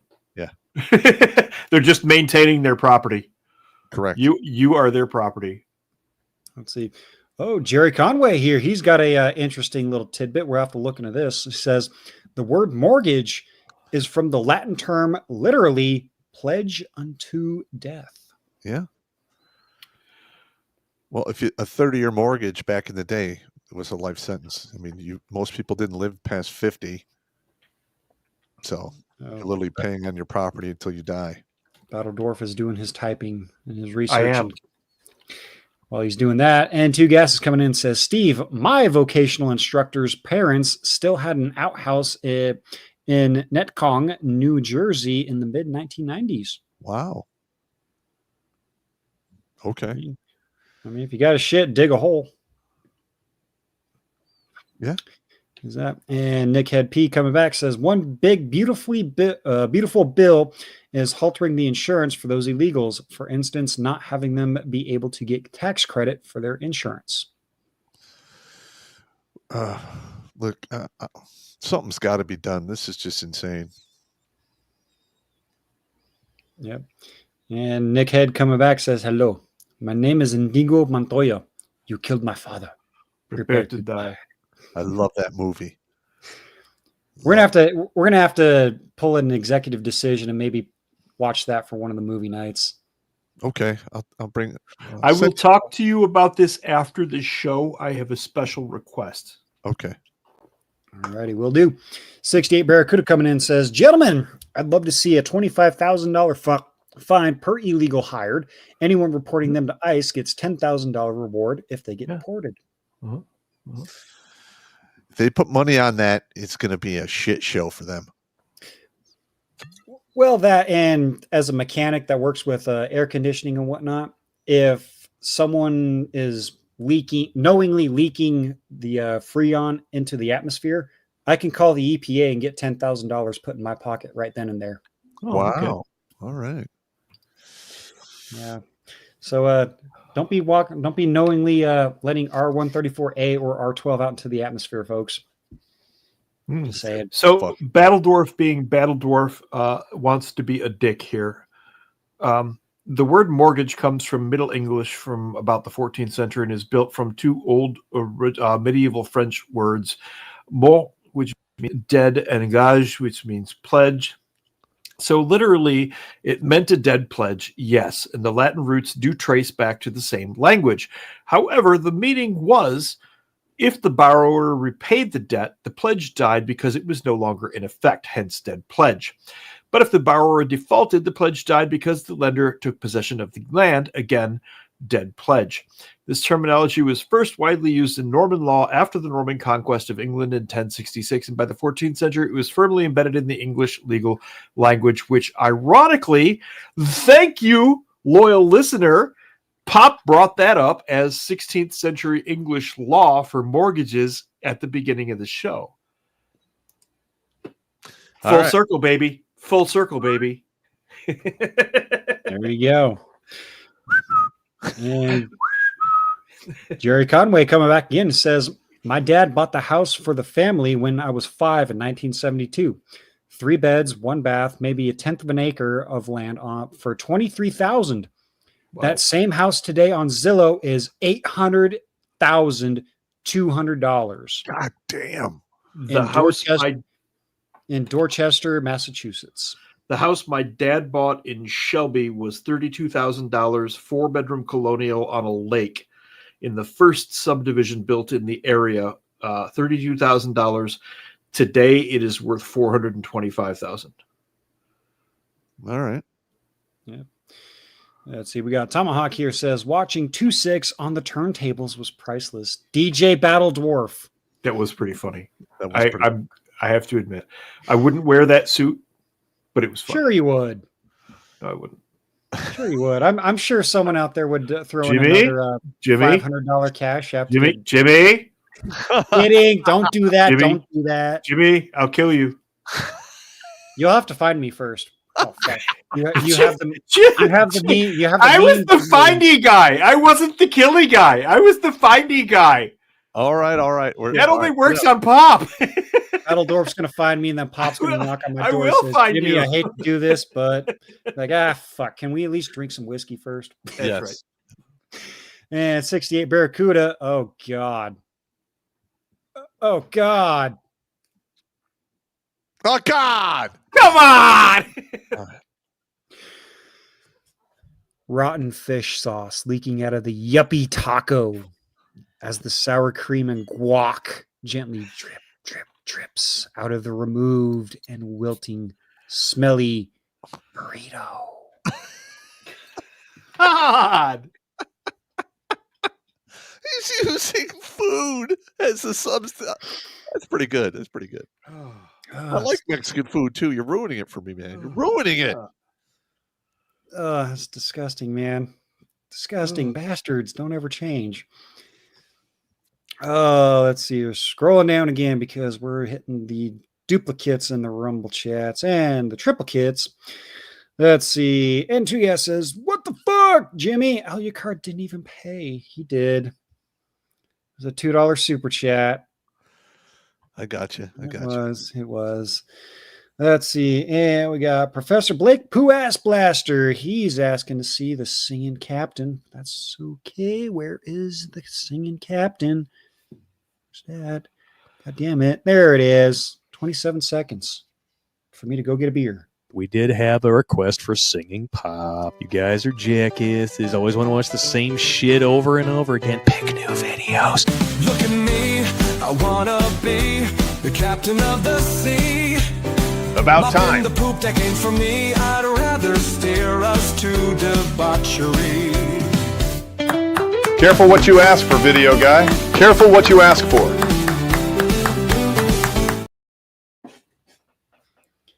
The demon devil horns. There you go. Never gets old. See, Pop, you're lucky that people are behind the evil or the Elvis Popley instead of the demon horn Pop, because that'd be a little more difficult. It's gonna be a fun time though. Fair enough. Let's see. 68 Barracuda says, quit knocking Big Mike there, Shaggy. You can't knock Big Mike up. Ew. That's Ew. That's just nasty. That's disgusting. That's disgusting. And yeah, I know you're requesting Hog Rider, but you said something disgusting. So you're gonna play Hog Rider on YouTube. No, we can't, but we can play this.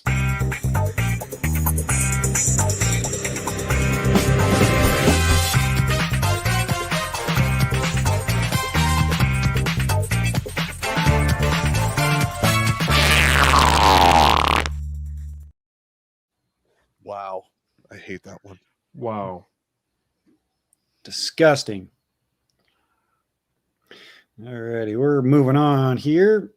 Let's see. 68 Barracuda coming back says solution to this BlackRock and such with homes. Only U.S. citizens and dynastic trusts controlled by U.S. citizens may own real estate. Nobody in any country should ever. No foreign person should be allowed to own land in a foreign country. Correct. They can in lease my it, opinion. but that's it. Yep. Yeah. Americans cannot own land in Mexico, but yet somehow they can buy timeshares. Yeah. Yes. It's effectively a lease. Yes. Yeah, let's see. We got Long Shot Triple O coming in, says, you'll have a bloody tampon popsicle dipped in MRE diarrhea night. Thanks for the great show. God damn it. Stop it. That's just horrible. Let's see. Oh, God. Alucard, you're limited to 2 a night there, man, but Jesus Christ. We're gonna have to rope him in. All right. Alucard coming in says, I have a title that they gave me, Alucard, the monster from hell, the human Goetia, because of what I did in hell. Kevin drank snot pocket brewed beer with genital wart toast with placenta sauce. God damn it. That is fucking horrible. Kevin doesn't share his dietary sustenance with me, so I don't know what he does or eats. So that's probably not too far off. I'm a pretty dark motherfucker, and Alucard, you've got a really twisted mind, man. Disturbing. And 2 gas here looks like we got a handful more on the Rumble side. Says the trick to rental property deductions is using a series of holding companies and moving it between them every 20 years at the reduced dollar amount to avoid the ire of the IRS. I have seen that in corporate law. That is a thing. They move shit around all the time. Yep. I've actually seen that in corporate law. Yep. Let's see. We got Barrett McMusing here says, for what it's worth, for me, night terrors were about being at the very moment of death. Good luck, Jimmy.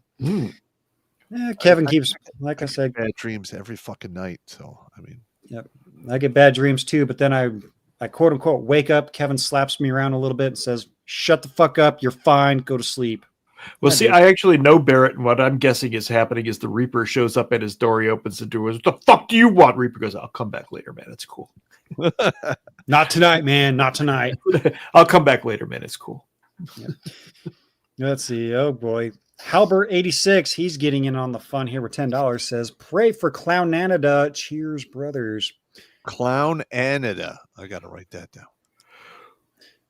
Also, snot pocket yeast baked bread with Neapolitan spread topped with Starburst juice.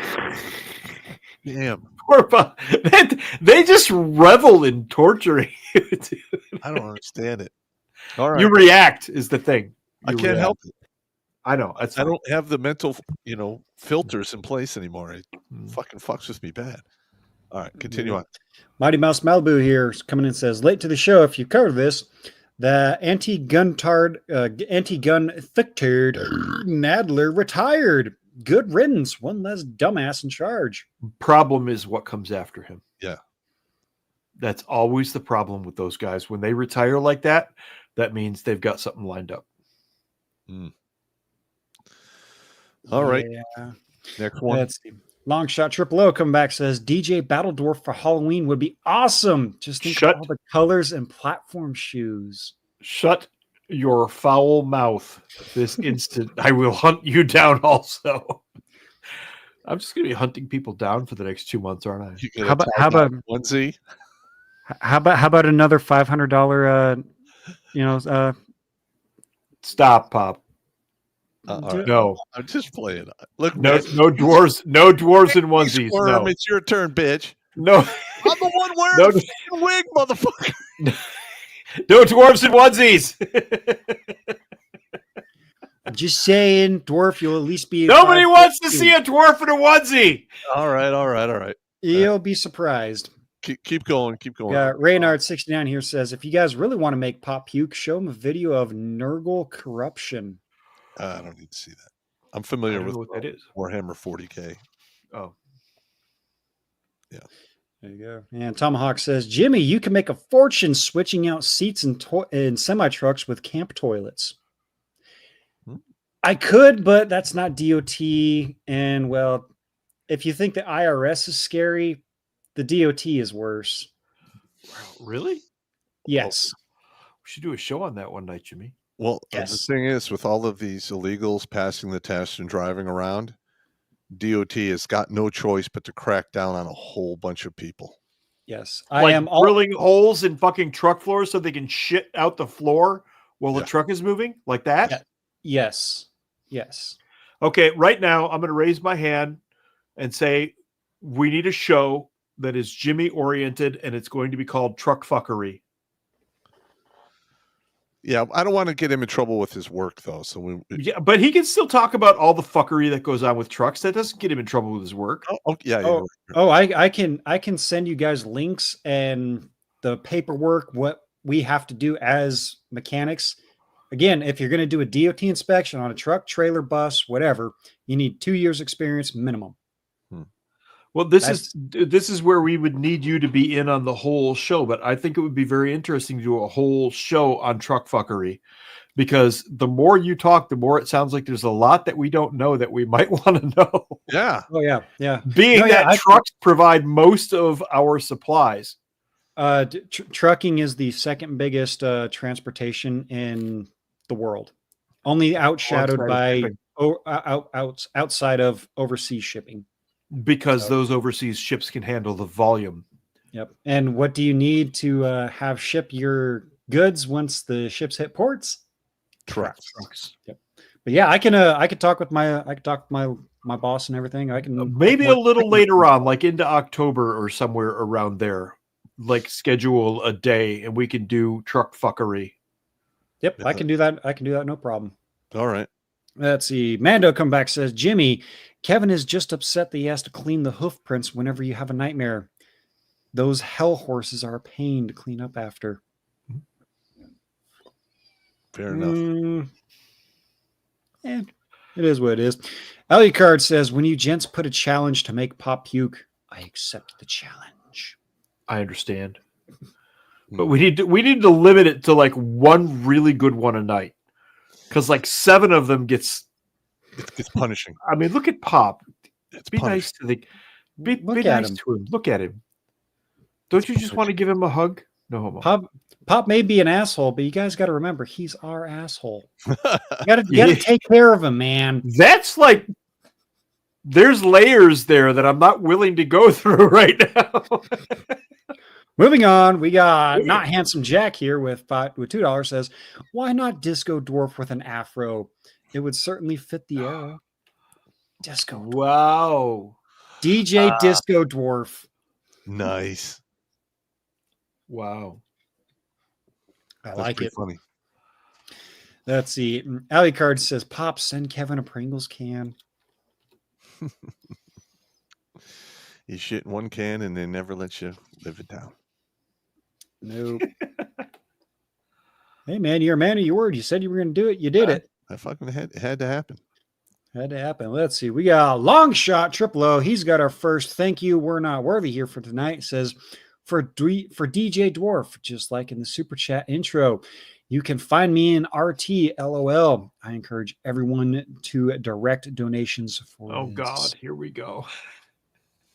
Thanks for your support.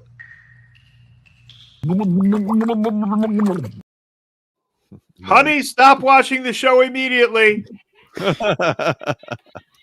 She's out. She's out in the living room laughing her ass off. I heard you can hear her. How much for a dwarf-sized tie-dye leotard? Oh my God. Let's see. And it Die looks like screaming in hellfire. last one of the night, we got Alucard. He's wanting some box wine and cat land. Let's see if I can find the short version here in my buttons. So many buttons. We got to do some spring cleaning here. My brain read that somehow as box wine and cat lap dance, which is really disturbing. Yikes. Stop! Don't touch me there. This is my no-no sweater. Stop!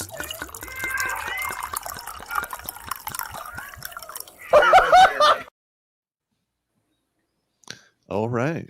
All righty. Let's see. We're going to jump back to YouTube because I did see a few more chats come in over there. Make sure that I'm going to catch up. We got Cool Cat here with $20. Says, men, I'm starting to wonder if staying alive, while enduring so much pain as a young cat is really better than dying. People say push forward, but for what? For no love or appreciation? I'm not asking for pity. Any advice, please? Live out of spite, bro. Listen, you have no idea what tomorrow holds. Yeah, it sucks now. I get it. You're riding the pain wave. We've all been there. Just ride the pain wave into the beach. Play the long game. That's really all I could say. We Live got out you, of man. spite, man. Yep. If no one else is there for you, you got us, man. Yep. Just saying.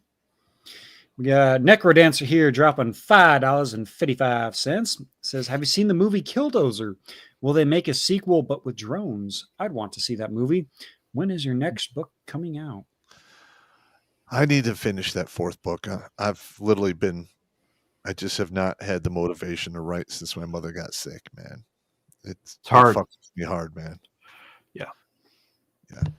It just gets worse and worse because I go see her 2-3 times a week. It is just fucking miserable. But you got to do it. You can't run from it. That's what part of being a man is. We don't get to do what we want to do. Men have to do what they have to do. There you go. I'll drink to that. We got Count Chad the Impaler here with $5. Says, why do these banker degenerates think it's not going to end in revolution with them frog marched? They're going to get fucked. You know, They always think that nothing will ever happen. yes. That's the mindset of the elite. That has always been the mindset of the elite, and then you end up on the guillotine. Or I was- next I stretch. was- Or I was shot. just about ready to say Mary Antoinette thought that it'll be fine. You know who really got hammered was the dictator in chief of Romania.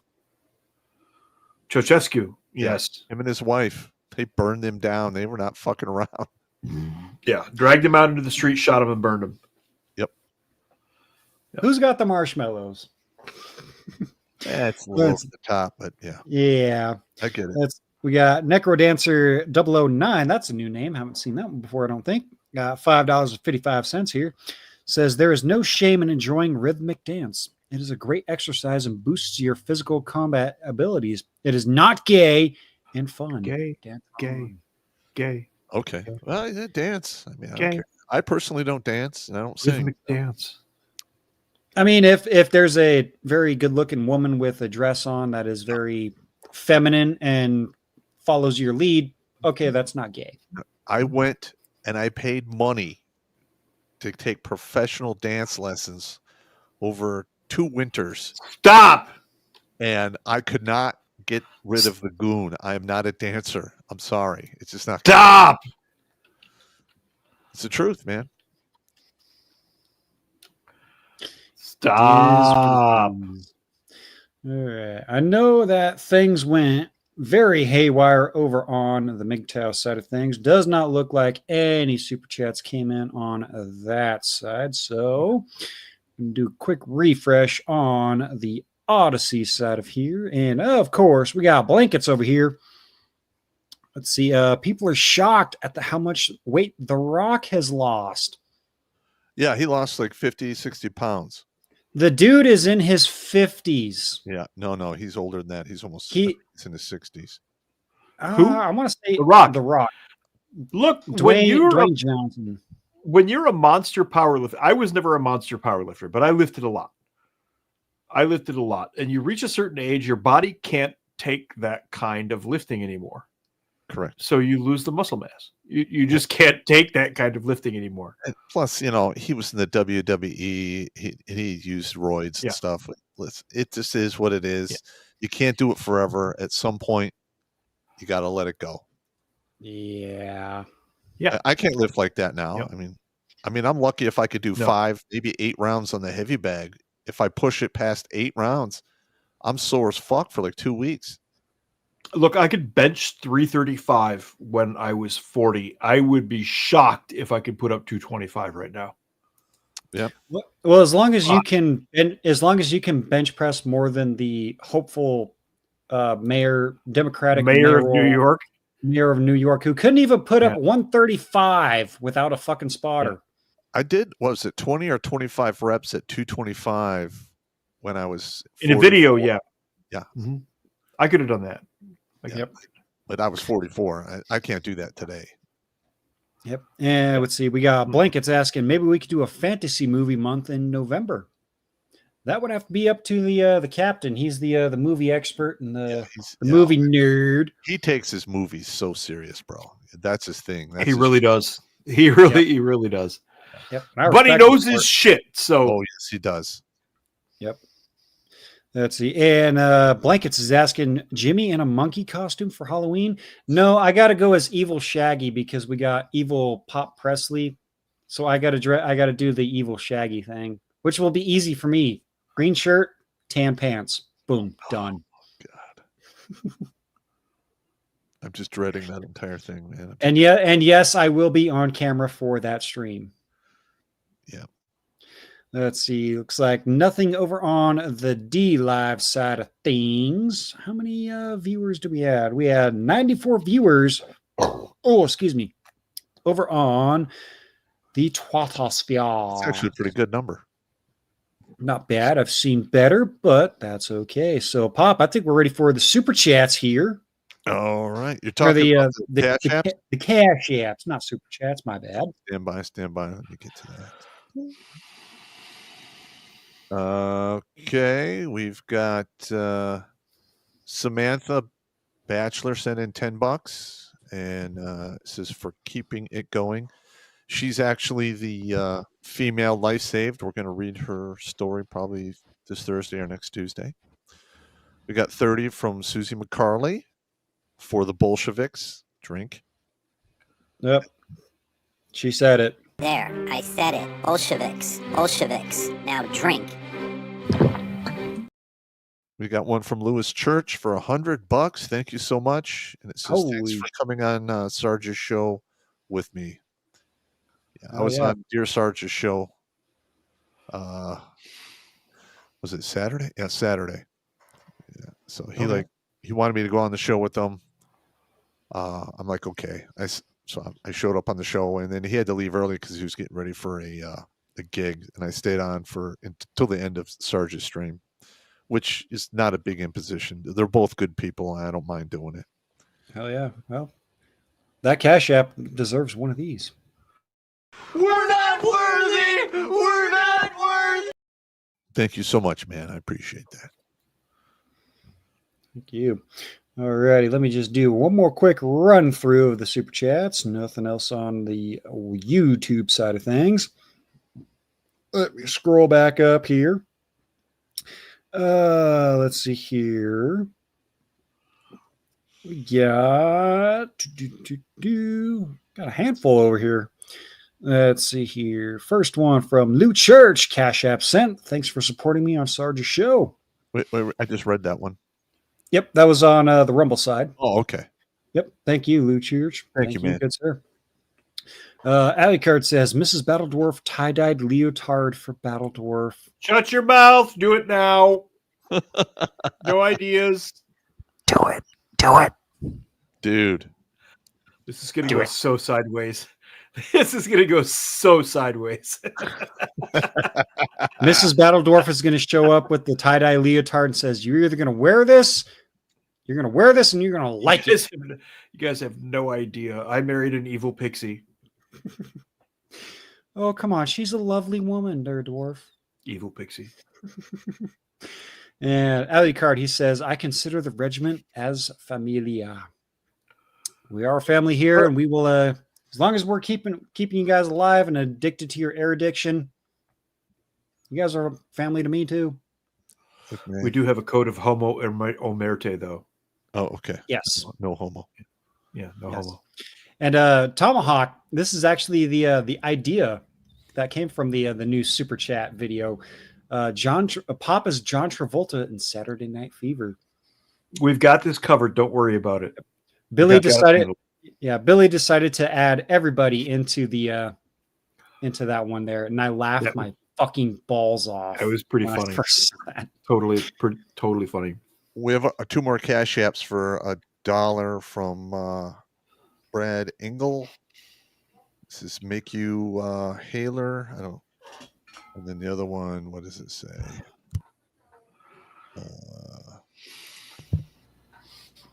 Sorry, gents, it's all I have. Look, man, it's fine, bro. It is. I get it.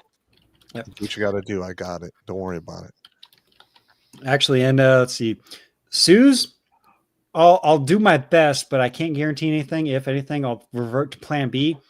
Suze McCarley with $5 on Rumble. She says, Jimmy, find a friend with a Great Dane and borrow it for the Halloween stream. Ooh, kinky. You mean like I have Scooby with you. I got you. I don't know anyone that has a Great Dane, but if things happen, if things work out, I'll just go ahead and get myself a Scooby-Doo little plushie, and I'll talk with him. I was going to say get yourself an inflatable Scooby-Doo, but then shit starts to get weird, and I'm just not going to go down that road. Yeah, I'm weird. I'm not that weird, bro. Right. No. All right, let's see. And last one of the night comes from Alucard. Says, in the regiment, we mess with everybody. That's right. True story. That is absolutely true. We love a good ribbing every now and then. It's funny. It's fun. We're laughing. We're saving lives. That's what we're doing. Let's see. Necrodancer09 on YouTube snuck in, dropped another 5 on us. Says, teach us a lesson in martial arts, thrusting tequila technique. Also, do Latina women that +3 knife attack? They do get stabby. I'm just saying. Okay. There's some emojis in there. In that comment there, so. A Mexican girl has +2. A Colombian's got +3. So does a Puerto Rican girl. That's a +3. Argentinian women have a stealth attack at +2. That works for me. Yeah. Yep. And white women have the ultimate stealth attack where they will cut your dick off while you sleep. Or throw scalding oil on you while you're asleep. That's a classic right there. Or poison you. Yeah. Fun times. Anyways, ladies and germs, I believe that does it for the rest of the super chats here tonight. I'm going to do one more quick run through. No sneaky bastards over on the Rumble sides. Again, Rumble, you disappointed. 161 likes. I was asking for 200. Do it. YouTube, you killed it. I was asking for 316. You got 341 there. We're doing beautiful there. So I believe we're in final thoughts. Battle Dwarf up first. Yesterday, I showed Purple Heart's final beat to a nobody clerk in a store. Today, I went into that store to pick up a 6 of beer, and the clerk saw me and started bawling like a fucking baby. Wow. Her brother is Army and has been telling her stories about how guys feel like they did this shit for no reason. I walked in and she looked at me and she just started fucking crying. I'm like, Casey, it's okay. Calm down. We're good here. And she said, you don't understand. My brother's in the Army and he says it's really like this. And I'm like, yeah, we know. we know. So we're making a difference on the outside. We are. I think we're going to start ramping some of this stuff up. And hopefully we can get some funds under our asses so we can do this full time. Yeah, that'd be cool. There we go. Alrighty, Pop. You know what time it is. We all know what time it is. It's time for the first sergeant to give safety briefing. Safety briefing. All right, everybody, don't drink and drive. Don't drink and swim because it's not going to work out for you. If you absolutely must fornicate, wear a condom, take it with you, and flush it down the toilet. Watch it go all the way down. Why? Because women are sneaky bitches, and child support does last 18 to 21 years, depending upon the state you are in. Rack up, pack up, and stack up. There's always safety in numbers, and maintain your situational awareness. Because if you're going to be attacked, something in the environment will have changed, and it's up to you to see it. And last but not least, I'm sick and tired of throwing you sons of bitches into the dirt because you're taking a permanent solution to a temporary goddamn problem. Play the long game. You have no idea what tomorrow holds for you, and it could change on a dime.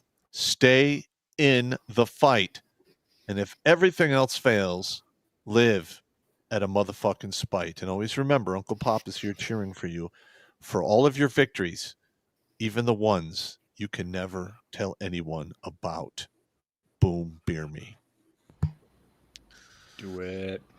And of course, ladies and germs, you know me. I got to be the evil button pushing monkey as well as the evil merchandise shilling monkey.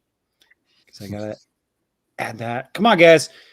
Winter and fall is right around the corner. Get yourself a nice little beanie. Look at that. You can get a black beanie, gray beanie, a blue beanie.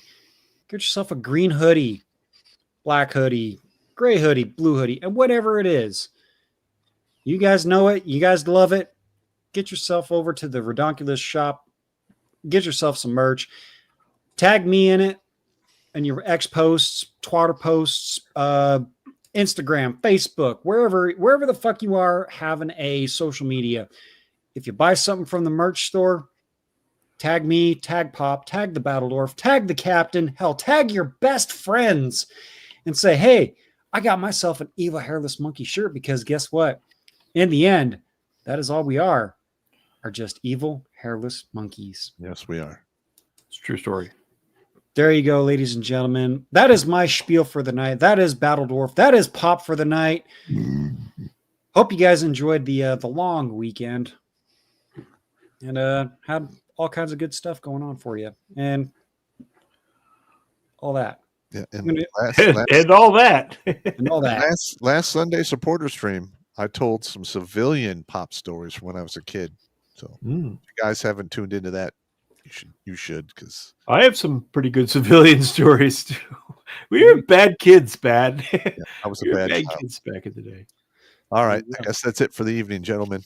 That's it for the evening, gentlemen. Fuck off and keep sucking air.